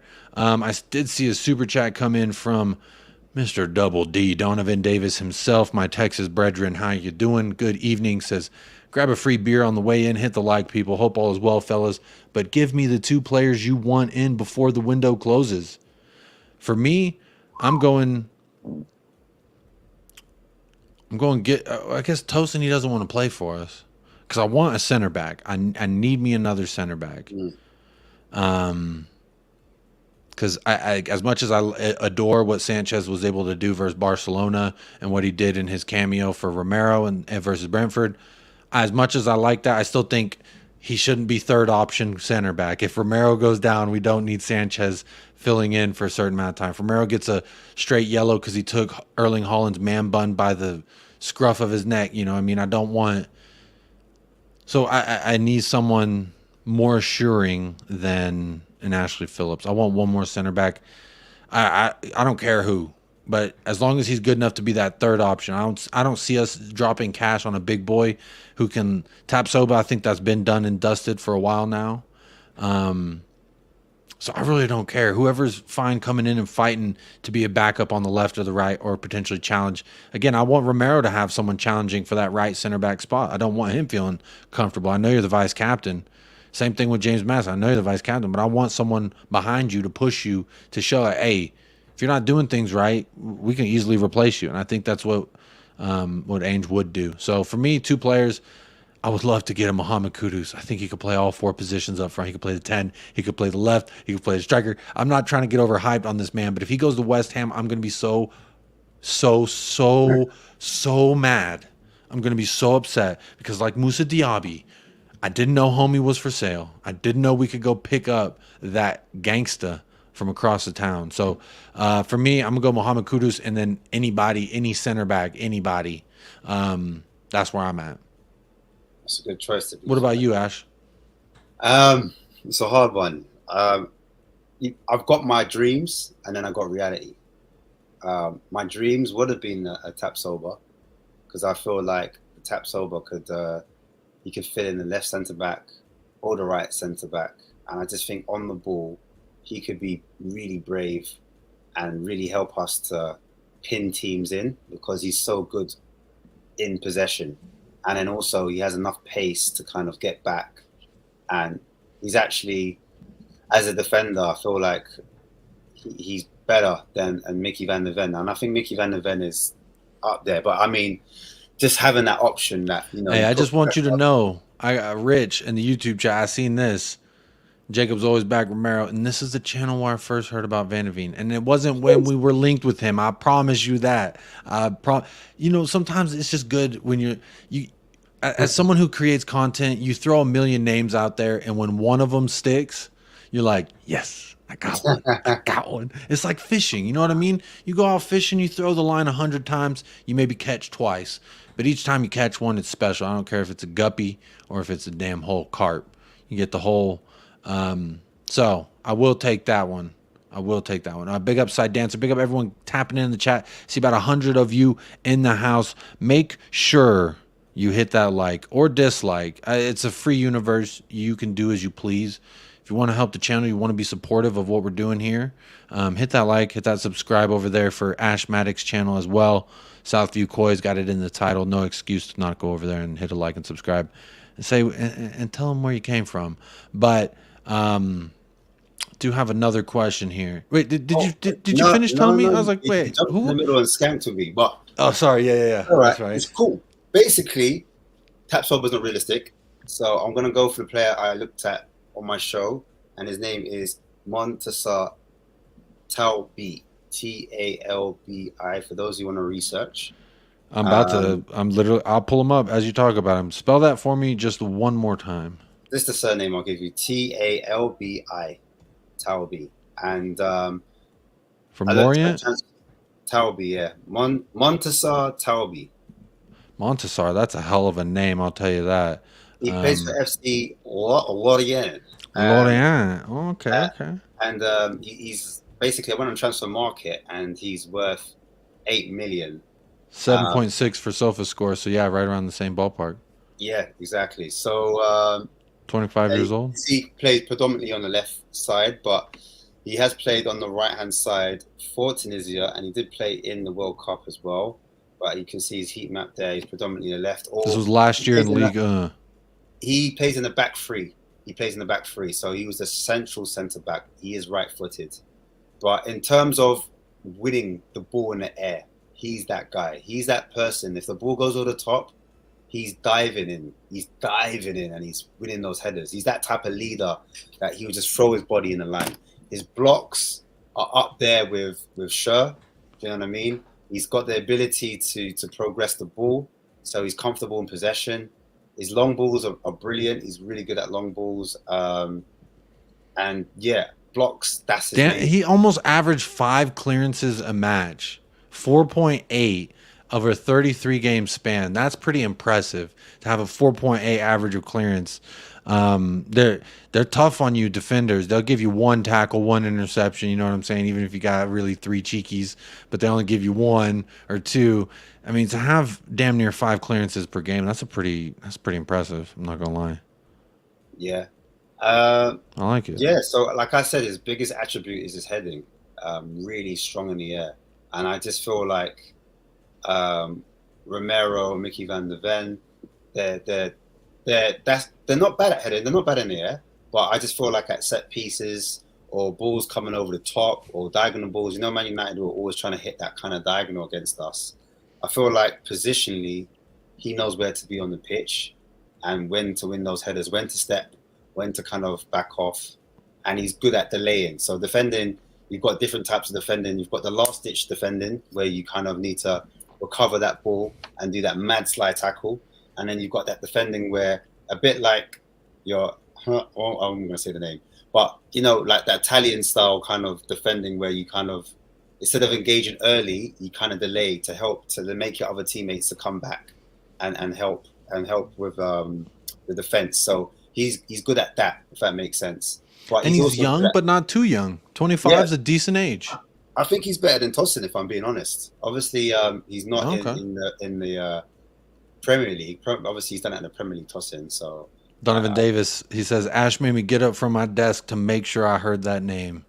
It's quite the name, Montasar Talbi. Tunisian international. Jessica says, would he be going to the African Cup of Nations? I would say yes, right? Yeah, I would say yes, but I'm not geographically savvy. But nations, you miss, I think, 2 cup competitions. I think you miss 2. You might miss 2. It's in the middle of the League Cup, so in total you'll miss like maybe 1 or 2 league games and maybe 1 or 2 cup games. So 3 to 4 games in total. Yeah, if you go to the African Cup of Nations, and I think because remember Tosin's like he said, "Right, I want to go Monaco." But obviously, Fulham don't want to sell to Monaco, so they want to sell to Spurs. But then Tosin ain't coming out saying, "Yeah, I'll come to Spurs." Like he's not saying that. No, so he's not. To me, I don't think he wants to be a bench boy. Do you know what I mean? With this Yeah, absolutely. I feel like he would be happy to take the step up to the Premier League. I think he's ready. He's at the right age. He's in his, and you know, defenders they mature a bit older. Do you know what I mean? He's still at a decent age where I think he could be a decent option, a decent backup for, rather than getting a long lay in. I'm just trying to avoid the long lay situation. Well, he's been registered officially to Barcelona's roster. They officially registered him, so that's good news. I did hear that. Also, ANGE POSTECOGLOU allegedly distanced himself every time they were like, "We can go get you a long lay." He's like, "Nah." Yeah, nah. That's a C. Shearman's asking, "Is Talbi too slow?" I can't claim I've ever watched him play, so I don't know how to answer that. But Ash, is he too slow? We need fast center backs, right? No, he's not. I've actually watched a lot of footage on him, and when it comes to recoveries and trying to win that ball back, like he's got enough pace. There's one time he's on the ball and he's bringing it out from the back and he slightly overhits it, and the defender's about to close the ball down and win it, but he's got enough recovery pace to kind of get himself out of trouble, and he's got good feet as well, so he can put on from left foot to right foot and get himself out of those tight spaces, those awkward situations. And Ange likes players to be brave on the ball. You saw it a lot with Mickey in that Man United game on that half turn. Do you know what I mean? Able to kind of spin his way out and then play the forward pass. You're going to get that again with Talbi. And I think with Ange Postecoglou, he wants people with a similar mindset, a similar mentality. So that's what you're going to get with a Montasar. Love it. Great little. Ash, I love having you on for this reason. Got some more questions starred. Let's run through them. Zapur, this was about 25 minutes ago, says, "What are we thinking about Jonathan David from Lille?" Chris Callan said we've been linked to him for a while. For me, the price tag sounds outrageous.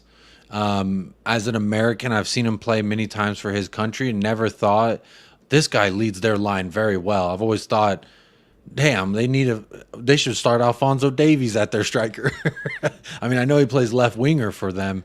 Alphonso Davies is one of those guys you can play anywhere on the pitch, but I've seen him play a lot. Jonathan David for more than I mean, I'm not going to say I saw him play at Lille. I don't subscribe to anything that shows Ligue 1 here in America. So when I always go and I reference, I say, I watch teams from other leagues, but the French league is one of those leagues I just don't have a subscription to. I think you need like DAZN or something here in America. It's like $90 a month, something crazy that you need to be able to watch French games.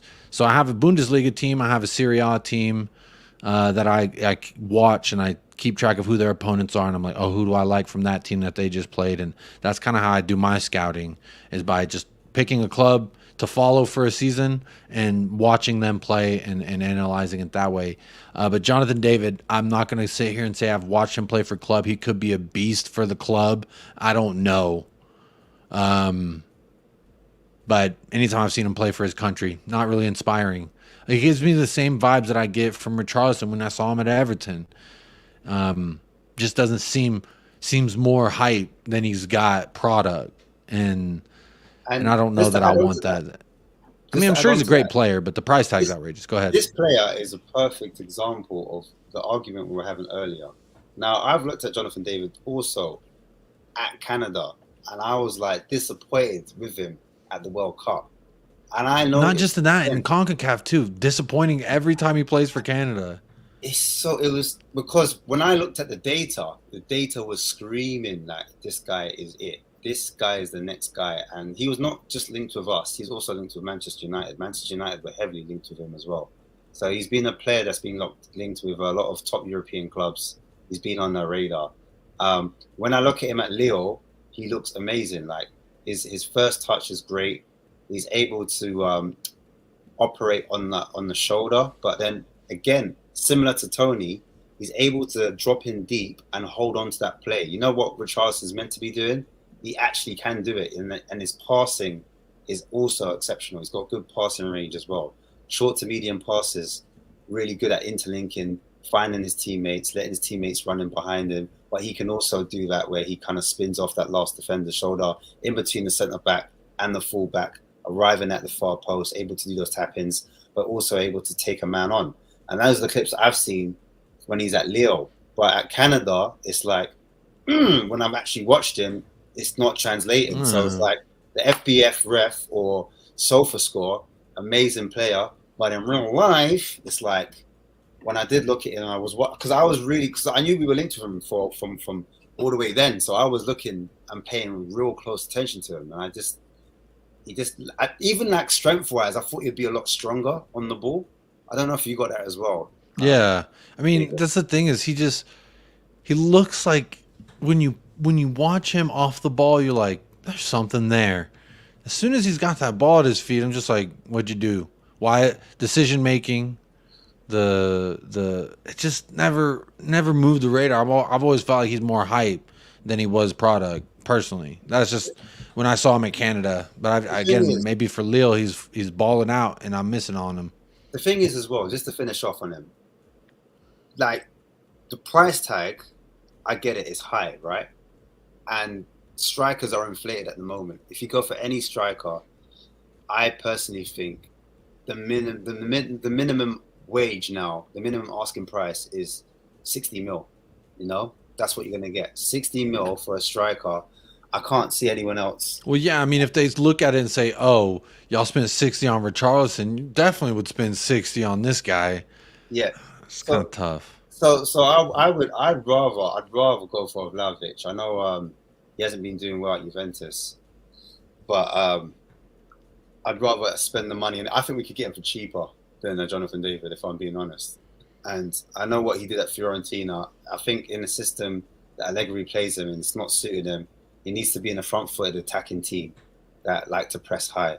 He's not really good at pressing, Vlahovic, though. That's the only criticism I'll give him. He's not a good presser. Whereas Jonathan David, from what I've seen, presses a little bit better. And so, yeah, it's just one of those. I prefer Gift Orban. I just put it out there. Gift Orban, for me, even though not proven, I just look at what Brighton are doing. I look at what Bournemouth, how Bournemouth picked up Tony, even Crystal Palace when they picked up Eze.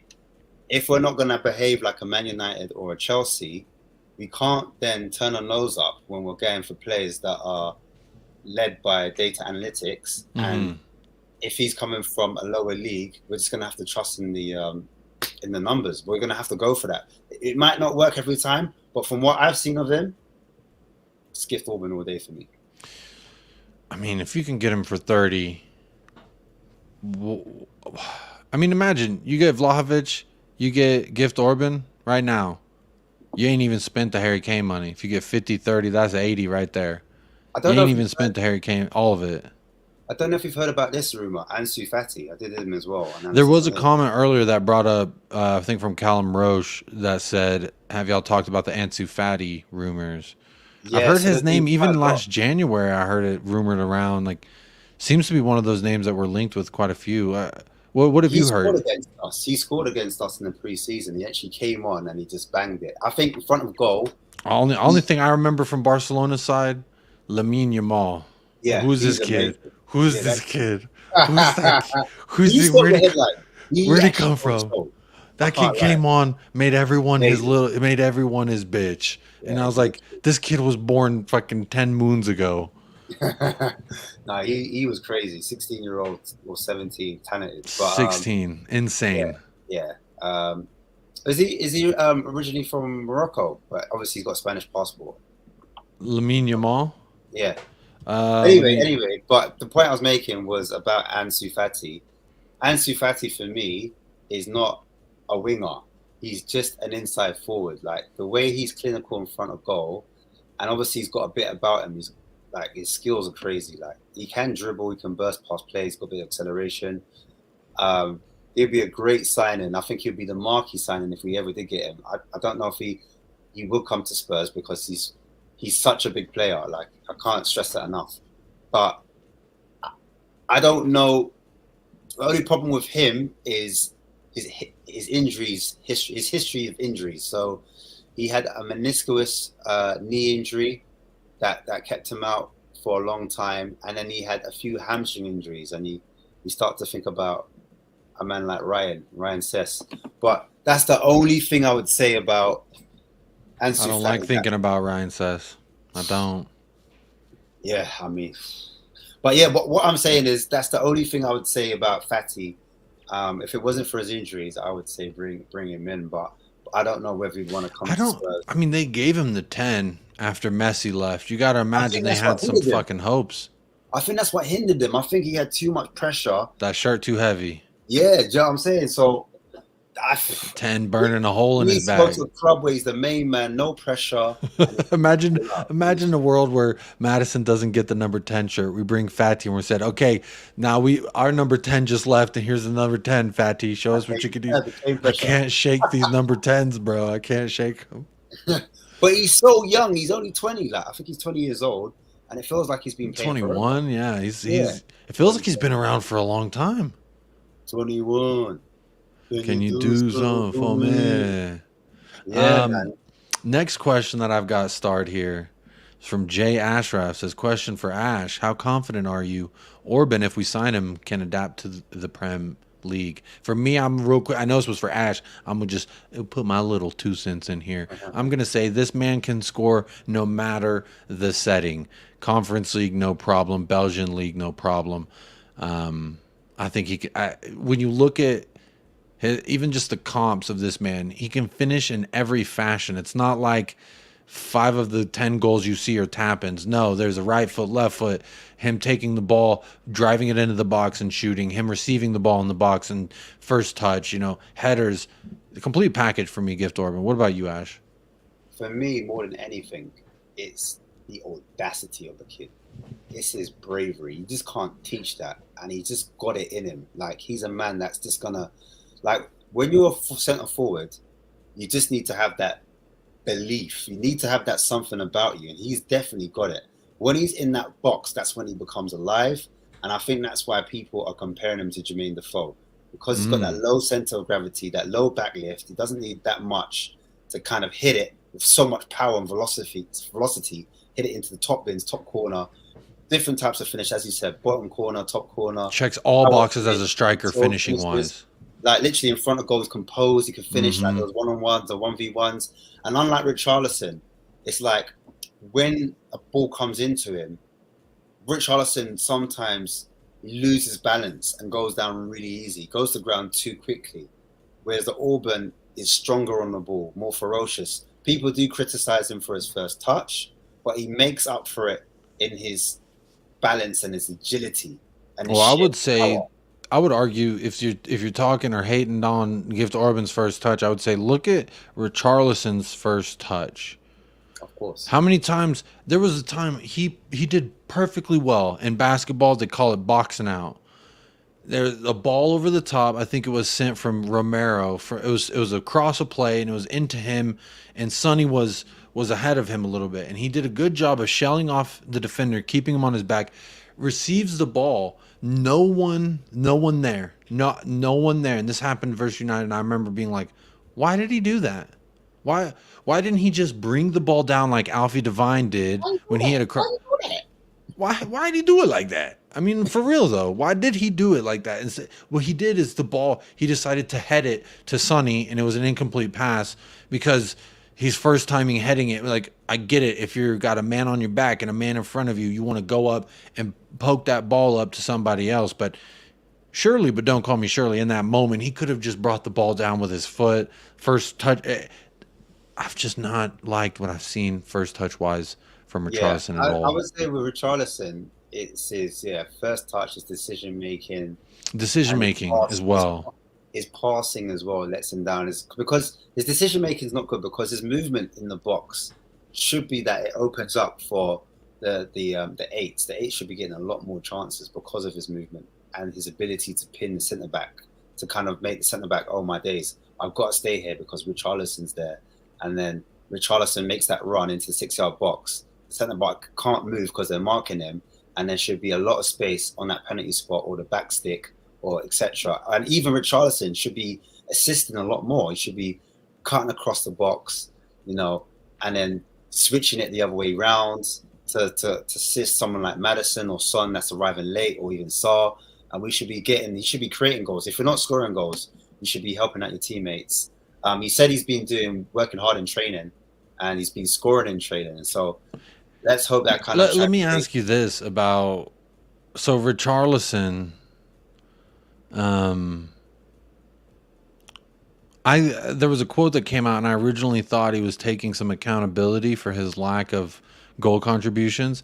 And then I got the full quote, and he's basically complaining that he's not getting fed the ball enough. Now, he had the second lowest amount of touches on the day, just behind a $65 million Mason Mount, who had 26 touches. But Richarlison had 28 touches. So he's getting upset that he wasn't receiving the ball in a manner in which, I guess, is conducive to I guess the manners in which he receives the ball in training to score all these goals. I don't know. It's interesting. Interesting indeed. That's an ANGE system. As a forward, you're not going to get a lot of touches. And I think the Kyogo striker for Celtic, he was a bad player that always got the least amount of touches in the game, but he ended up scoring something like 28 goals. So something else about his movement in the box is very suspect, because there was, when watching back the highlights of Manchester United and really just watching him isolating on Richie, there was a moment where Kulu's driving into the box, and they're both parallel with each other, driving into the box. And he just keeps running with him rather than stepping inside and presenting that passing option for Kulu for the little link up. He just keeps running to where then Kulu has no option but to just fling it. And that's kind of what it bothered me, because I'm like, bro, if you literally just stopped and took a step towards Kulu, that passing lane, you could fit a grizzly bear in. Yeah. And it's just like, that his decision making, his first touch, he's not a natural centre forward. For a natural centre forward, they've got the intelligence to peel. Kane cuts in there. Kane presents that passing option. You fake to go one way, then you go the other way. You show one way, and then that's it, you pull off. Sometimes they're really slow, and then they explode. And he needs to learn to bend those runs instead of making straight runs. He needs to do those diagonal runs and know that you're taking players away from other players because you're asking questions. You're making... Yeah. You don't want to make their mind up for them. So, but I honestly think with Richarlison, it doesn't really matter with ANGE, because ANGE came out and said he hasn't got a formula. Like some players, some managers, they've got a set way of playing. And with ANGE, he's like, if you've got a formula, then other teams can figure you out.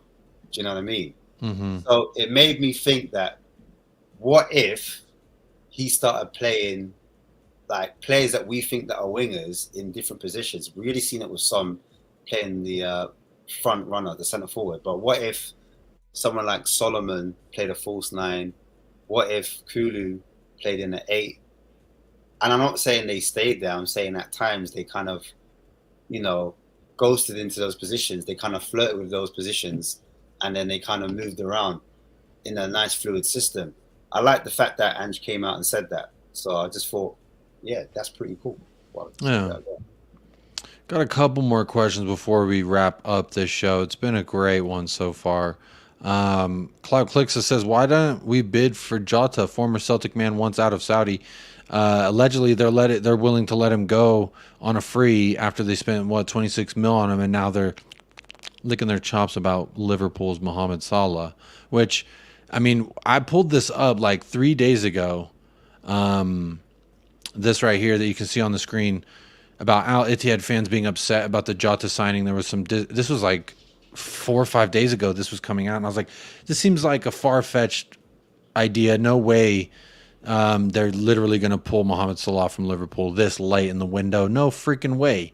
But then what I'm seeing today on all the Liverpool fan channels, Mohamed Salah's leaving. He's leaving. He's considering leaving. And then Fabrizio's tweeting, Liverpool's stance is he's not leaving. Now, I don't know if Diego Jota. I don't know if this Celtic Jota, I don't even know his first name. I don't know if him leaving or staying, I don't think it hinges on bringing in Salah or not. So that's irrespective of what we're talking about. Well, why haven't we gone for a former Celtic man? Or maybe we are and we just haven't heard about it. But there's been no rumblings or rumors at all. Do you think that this could still be a play? Anything's possible in football, if I'm being honest. Jota, I don't know. Like, I feel like Ange feels the Premier League's a different level. I rate Jota. I saw Jota. I thought, yeah, he would definitely suit our George Michael Jota. Yeah, that's his name. Yeah, but I just think that, I don't know, if we were going to get one of the Celtic players, I thought it would have been done a long time ago. It's not that hard to. I don't think it would be that hard to get one of those Celtic players. I thought we were going to go in for Rio Hatate at one point, because I just thought we might need that player that's kind of combative but can assist at the same time. But now you've got Maddison and you've got Celso operating in that kind of area. Do we really need a Hatate? Kyogo, then I thought, yeah, maybe we need him. But because we sold Kane, then I thought, is he a big enough player? Is he a marquee signing to kind of fill that kind of those Kane shoes, those Kane boots? And I don't know when I say marquee signing, I mean, our Spurs gonna go to town and spend like 50, 60 million on a striker to say, fans, look. Bro, Ivan Toney, I think that he is that kind of signing. And I think you could get him cheaper than 80, personally, because he don't want to be there. No. And when you look at what he did, he said, if this is true or not, don't know, but he said that he always bet on himself to score first in a match. And to me, that's putting your money where your fucking mouth is. That's being a cocky son of a bitch, betting on yourself. I'm not only going to... Yeah. What a choice of words. Do you think has he done enough time for the crime? I mean, in my opinion, there's been footballers who've done a lot worse, and a lot more people are sympathetic to those folks than they are to a man who said, I put 150 pounds on scoring first tonight. Like, it's mad. To me, like, raw. He did it when he was younger. He was like, what, 17, 19? He wasn't like, now how many years have gone past since he's done that? It wasn't like he did it yesterday, did he? No. It was a long time ago, was it not? It was several years to my understanding. Yeah, and I'm realizing him now for it. I just think it's a bit weird. Like, I thought, obviously he was a young man. He was at a different club as well. He wasn't even at Newcastle yet. Playing for Newcastle in the Championship. He wasn't even there yet. This is I can't remember what team he was playing for, but it was like a League One or something team, and he missed out a whole England World Cup for it. Like, it's crazy. I thought that in itself would have been punishment, because he's at the prime age to go to a World Cup, and he would have got a few minutes when Kane had to come off. He would have jumped on, but instead it was. So he was at Peterborough before Brentford. That was it. So yeah. So yeah, man. Like, I just think it's quite harsh, to be fair. But yeah, it is what it is. The rules are there. He broke them, and he's going to have to do his time, irrespectively of what we think or what he thinks. Yeah. But the thing is, he's done that, but then he just keeps moving mad. I don't know. Like, he's a funny one. Like, from what I said, he came on camera and he's on a podcast and he's saying, "Raw, I'm being a Liverpool fan, but I like Arsenal." I mean, this is a man who literally said, "Fuck my employer," just because some chick was in a swimsuit next to him. So, Yeah, I mean, questionable character, but on the pitch, no, there's no question on his influence on the match. I just don't think he's like upstairs. I don't think he. I bet his agent was in his hands like this. Oh my dude, I told him, why has he done that to me? But yeah, he's obviously left his agency anyways to kind of force him. Yeah, he's going to a new one. Yeah, So be interesting to see. A couple more questions here before we end the show. Cursor says, question ASHMATIC, are you a Rampage float guy at KANE? I don't know what this means. you know what? You know what? That's a good question. I don't know what it means. That's a good question. Could be a good question. I have no You know idea. what? The last few years, I've been more of a Rampage kind of guy, but I don't go to Rampage because it's too young for me. But I've got my version of Rampage, and it's slightly older. So basically, Rampage is you hold a corner and you go to the street or you go to a side road, and they've got massive sound systems. I'm talking about sound system taller than Walmart, taller than a Walmart. That's how big the sound system is, and it just takes up the whole of the road, and it's like no entry. It's just one way in and one way out. But that road is just rammers, and then you got like a few artists might come up, or a few like super DJs might come and he might play, and they might play some music. So they might play like bashment, dancehall, whatever, soca, trap, whatever. But the float is a mad thing. The float is basically what carnival is. So you've got two ropes and they parade down the whole road. So there's a massive like lorry truck sometimes, and then you see the girls, they're in their kind of they're in their costumes. So they're wearing like the masquerade, they're wearing the feathers. Oh, they're just skinning out. You see bare bum cheeks, bare breastises, stomach out, and I just let me one up in your all. That type of flavor. So then you got the people on the tambourines, that kind of vibe. And then like if you basically paid for the float, it starts about 9 o'clock in the morning, and you stay with them until the carnival done. The carnival doesn't finish until 7 p.m. So you're on the road from 9 to like 7. I think it actually kicks off properly at 11. So, but you reach there for 9, 11 o'clock, the music comes on, and then titties out all day, huh? Titties out all day. The truck has speakers on it. The truck's got the speakers on it. So the truck drives along the roads, and he just. I thought y'all didn't have trucks in the UK.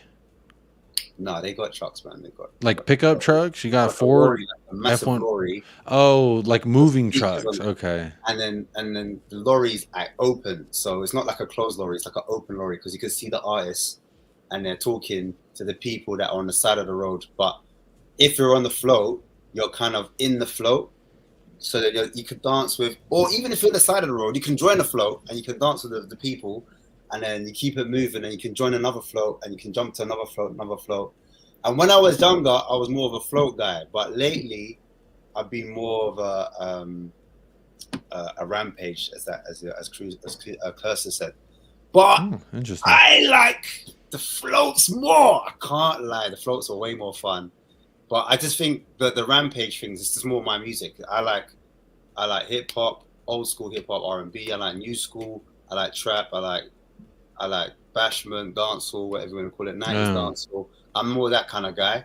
But the floats are more like soca, calypso, do you know what I mean? So it's a more Caribbean vibe on the float, whereas the Carnage is more, Rampage is more inclusive or more music. Interesting. Sounds like a good time regardless, either whichever way you go. Sounds like you can't lose. Audio Artisan says, question, any thoughts on Pascozzi? He's got 20-plus international caps and looked good in preseason under Conte. For me, there's too many unknowns. Yeah, same. Too many unknowns. Right. If I'm not mistaken, didn't he get relegated last season with our Premier League 2 team? Isn't that what happened last year? Plus, I mean, he's a left back. Ugoti's got that position solidified. I'm not even concerned with that position anymore. You know, the guy I did like for Tottenham, it was his name Santiago? Yeah, Santiago number 11. He's been wearing 11 out there. Yeah, he's nice. Yeah, that goal he scored was against Newcastle 4-1 when we won. That turn of pace, and he gets him behind that defender and he finishes. I said, yeah, I can get with that. Yeah, I think he looks decent. So the last question I have, Starred, before I bid you adieu. I know it's quite late out there for the UK, so appreciate you staying up late with me tonight, Ash. Jessica says, would you fork out the money for Ansu Fati? Could be good business for us. Does he fit an Ainge system? Would it work if we brought him and Orban in for the two attacking forwards? What do you think here, man? Orban and Fati, are we talking 10 out of 10 window or what? That's Give me crazy. Kudus and Orban, bro. Kudus and Orban. Yeah, let go of that Kudus. I'm letting go because I know he's not coming. So, Bro, why? What? Please, please. He's gonna go to West Ham, bro. Please. why? I'm glad he's going to West Ham, not Brighton, because he's honestly, he'd be cooking with Brighton. He's gonna do well at West Ham. Him and Paqueta, they're gonna be looking mad. That kills me, man. It kills me right there, bro. It's right there. Like I said before, like I would bring Ansu Fati because if you had him and Orban, if even if Fati got injured, Son's still there. Do you know what I mean? So, but it's like that right hand side is just the problem. I think we need someone on that right, so that's why it makes sense for Pepe. Do you know what I mean? The alpha I was gonna say Brennan Johnson. Yeah, no. I think Pepe makes sense on that right hand side because that's what we need. We need a player that can Give me Nico Williams or Johan Bakayoko. Yeah, Nico Williams. I looked at him as well. He's a good player, and I like him. Cheap as well. Who? Nico Williams. Oh, yeah. He looks great. He looks fantastic. I also got some Spain caps too. Yeah, great dribbler. The only thing I'd say about maybe him, but you know what, wings are quite slight anyway. He's quite slight. He needs to buff up a little piece, I think. That's the only thing for the Premiership. I just feel like, just a bit more meat, but then you've got what's his face? What's that kid's name? The Spanish kid that plays for us. Brian Hill. Brian Hill. Yeah. He's kind of like I would trade him in a heartbeat for Nico Williams. He needs size, like he needs. I think Solomon is who everyone wants Brian Hill to be. Yeah, definitely. Facts. I mean, and he's proven it before he even got here that he could score in the Premier League. Yeah, he scored what? Off the bench, 3 in a row. I think it was 4 or 6, something that he ended up with before he got injured. But he did have 3 goals in 3 straight matches off the bench. So really, when you're looking for an impact player to come in and do something for you, he has. And a Fulham side. Lazy Ace says, Jacob, you're not concerned about left back. We have no recognized backup if Reggie goes. I'm terrified. Bring Pascozi through. I mean, I guess I'm not yes, the depth I'm concerned about, but like when I think about the left back, when I think about the left side of our back line, it just makes me feel so good inside, honestly. Makes me feel all the tinglies, if you know what I mean. I just think if we brought in a centre back that I may or may not have suggested that can play on the left, do you think it's a possibility that you could possibly put Mickey as a left back? Or yeah, and that's what I've heard, us flexing that option. We also have Ben Davies still, who I think is going to put in some minutes there at that position. But obviously Mickey Van de Ven, that's another option if Ugodi goes down. Shift Van de Ven out there, and then guess what, Tosin? Now you've got a starting position. I'm just playing. Tosin's not coming, but yeah, I guess I am concerned. Big up Howie in the house as well. Perisic could play left back. No, he cannot. I do not ever want to see Perisic play anything back. Forward, I'm fine with taking corners and shit. That's fine, but I do not want Perisic defending in any form whatsoever. But y'all, that's gonna. I was going to say Bournemouth, because you wanted me to answer that. That's an interesting one. Big up, Bobby. Just real quick, I'll end it on this one.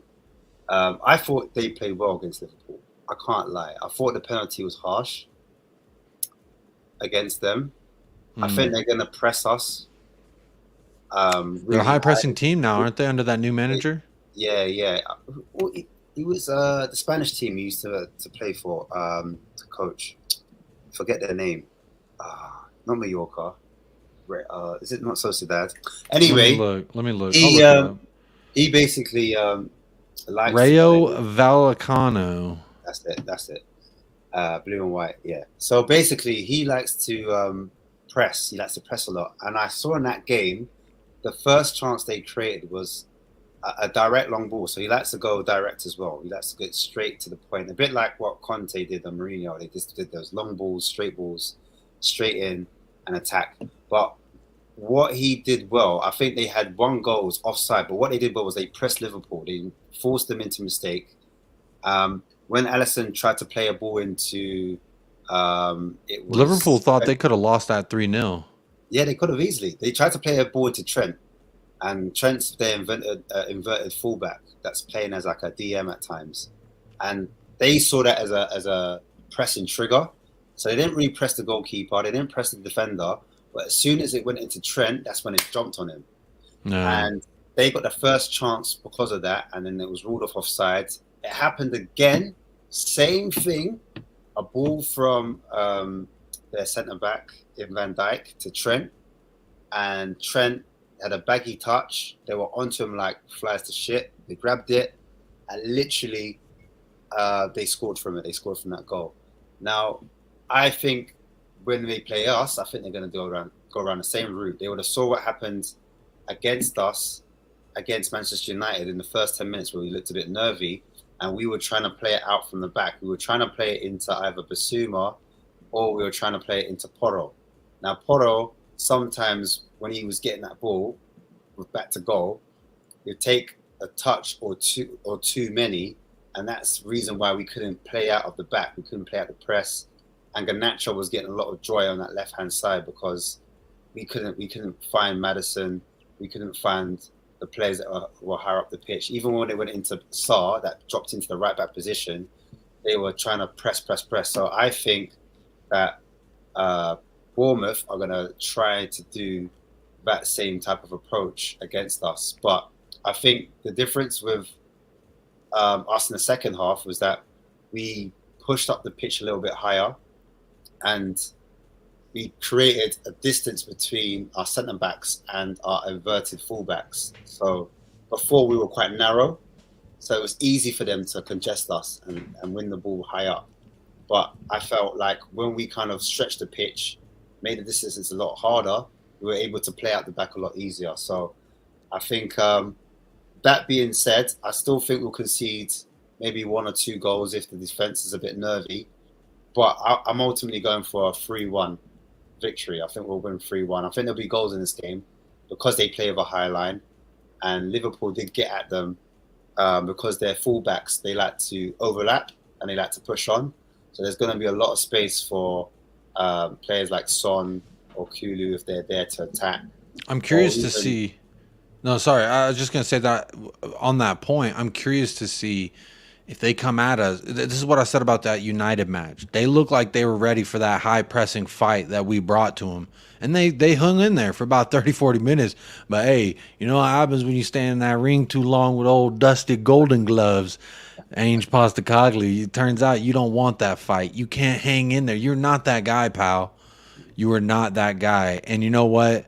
United thought they were that guy. It'll be interesting to see if Bournemouth come out, and I think that we will see that. From what I've listened to on little cherry podcasts I listen to, I always try to listen to what the opposition are saying and the recent opponents that they played, what they're saying. And from a few Liverpool perspectives, they thought they could have lost that match 3-0. Yeah, they thought they were extremely fortunate with the way things planned out there. But then there's also some Bournemouth fans that are pretty pessimistic about where they're going. They think they're in shambles.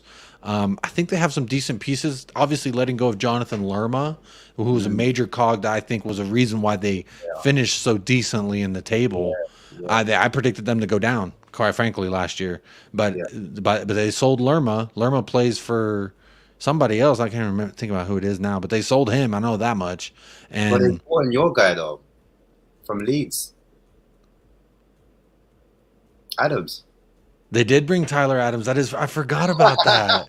The whole Caicedo Lavia thing, and then Tyler Adams was rumored in there, and I completely forgot. Yeah, he's a stud. Watch out for Tyler Adams. Absolutely, he's a baller. The other guy we didn't get a chance to talk about was Crescencio Somerville from Leeds as well. Little Dutch winger. I like that cat. He's nice. He's nice, but we'll talk about him on another show because I don't think we're gonna. I haven't heard him leaving. There's only Sinistera and Wilfred Noto that are looking to leave. But you know what? You keep your eye on Crescencio Somerville. If he has a good season in the championship, we better snatch him up before they get promoted, if they do at all. But it's been a great stream. Obviously, thank you so much. I appreciate who are your goal scorers? You said 3-1 to Cherries. Who's scoring our goals, though? You know, you could just shoot the shit, whoever. But I'm hoping it's a forward. You have a forward in there scoring somewhere, hopefully. Okay, I'll give Son a goal. Hopefully, my boy Vicario and Sa come through again. Vicario, have no doubt in Vicario Sicario. The gangster madman. You doggy, not Vicario. I'm smoking. You doggy. Hopefully, your doggy gets your goat. Sorry, your goat. Ugodi. Yeah, Ugodi. Hopefully, my guy Ugodi comes in. He will. Brings it home. Because I see him as I can see him as a problem. He's gonna bang. I can see him bang one.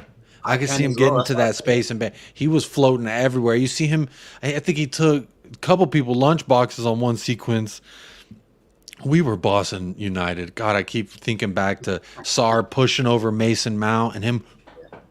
And then I'm also thinking about Basuma nutmegging Casemiro, who some people said was the best defensive mid last season. Here all night, so I was talking about this. So. Yeah, we started talking about Basuma. You're right.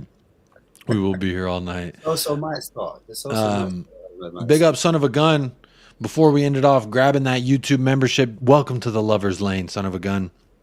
Thank you so much for going above and beyond the call of booty and hitting that like and subscribe and participate in the poll. That is just the ground level, the bare minimum. It costs nothing. It's easy to do, and it supports this channel. It supports other content creators. Anywhere you go on YouTube, they're going to say hit that like, hit that subscribe. But we have provided 2 hours of content for y'all this evening, this morning, this afternoon, wherever you may be. ASHMATIC stayed up late. We do have 110 likes, so I cannot complain. I set a goal of I would like to see 100 likes. We've been hitting over 150 on playback, so if you are watching this on playback, big up yourself. You're 2 hours deep, and you still hitting that like and subscribe. Make sure you go on over, show some love to ASHMATIC at Southview Coys as well. I'm going to go ahead and end the poll now. There's 123 votes, and 38% say all calm. Ange's got us despite Levy. Which is interesting because most of the day, most of the stream, the winning one, which came in second place, but all calm prevailed. The calm, our calming voices, our calming presence, ASHMATIC, I think soothed everybody into it's all calm. We're all good here. But second place with 25% says knew we would stall till the final week, and then tied at 19%. Worried because there's no updates, and also frustrated, but we move. Come on, you Spurs. I think all of those answers are completely well within the realm of realistic feelings right now, because I kind of feel a little bit of all of those. But I'm going to go ahead and end that poll. We got another vote. One more vote just came in there to skew it just a little bit more in the favor of all calm. Ange got us. But do hit that like if you haven't already, or hit the dislike and let us know you're a hating ass motherfucker, and that's the life you want to live. But you know what? Either way, you're here. You're still supporting the channel by hitting, just by being here. It helps out. So I appreciate everyone. But before I sign off, let me also say major shout out to YouTube chat member Kaylee Davis with not one, not two, but 3 super chats on the bounce. She kicked it off. Paul Brown joined the party, hit a super chat as well. Double D Donovan Davis out here in Texas also hit his super chat. And then right here before we ended, son of a gun, grabbed the membership. So big ups for that, my friend. I do appreciate that more than I can express. All of y'all participating as well. If you didn't hit a super chat, that's perfectly fine. Hitting that chat, like, subscribing, all that good stuff. For sure, it helps the channel, helps the growth. So I do appreciate those who've done that. I see 114 of y'all. I appreciate all 114 of you pretty motherfuckers. You're all so beautiful. You're so sexy, so loyal, so smart. And I appreciate you. I appreciate you with all my soul, because you know what? Anywhere in the world you could have chose to be, and you chose to be right here, United Spurs of America, and that means something to me. I hope it means something to you.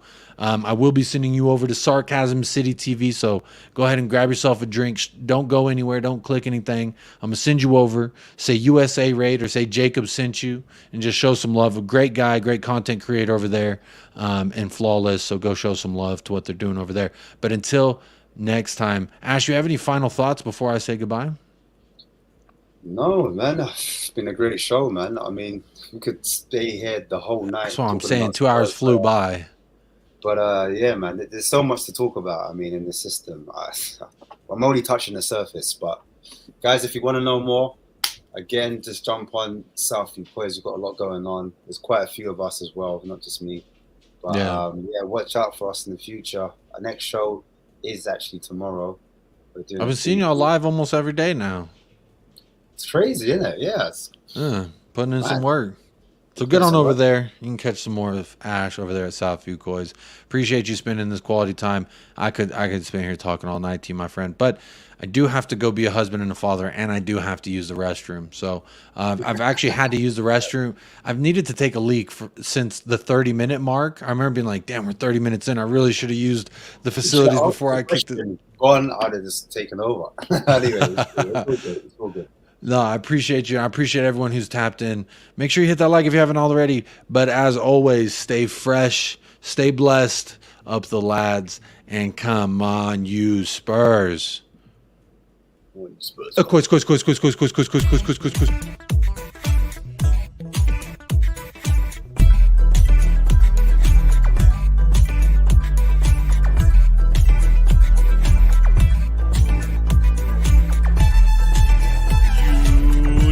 Spurs of America with your hosts, Michael and Jacob.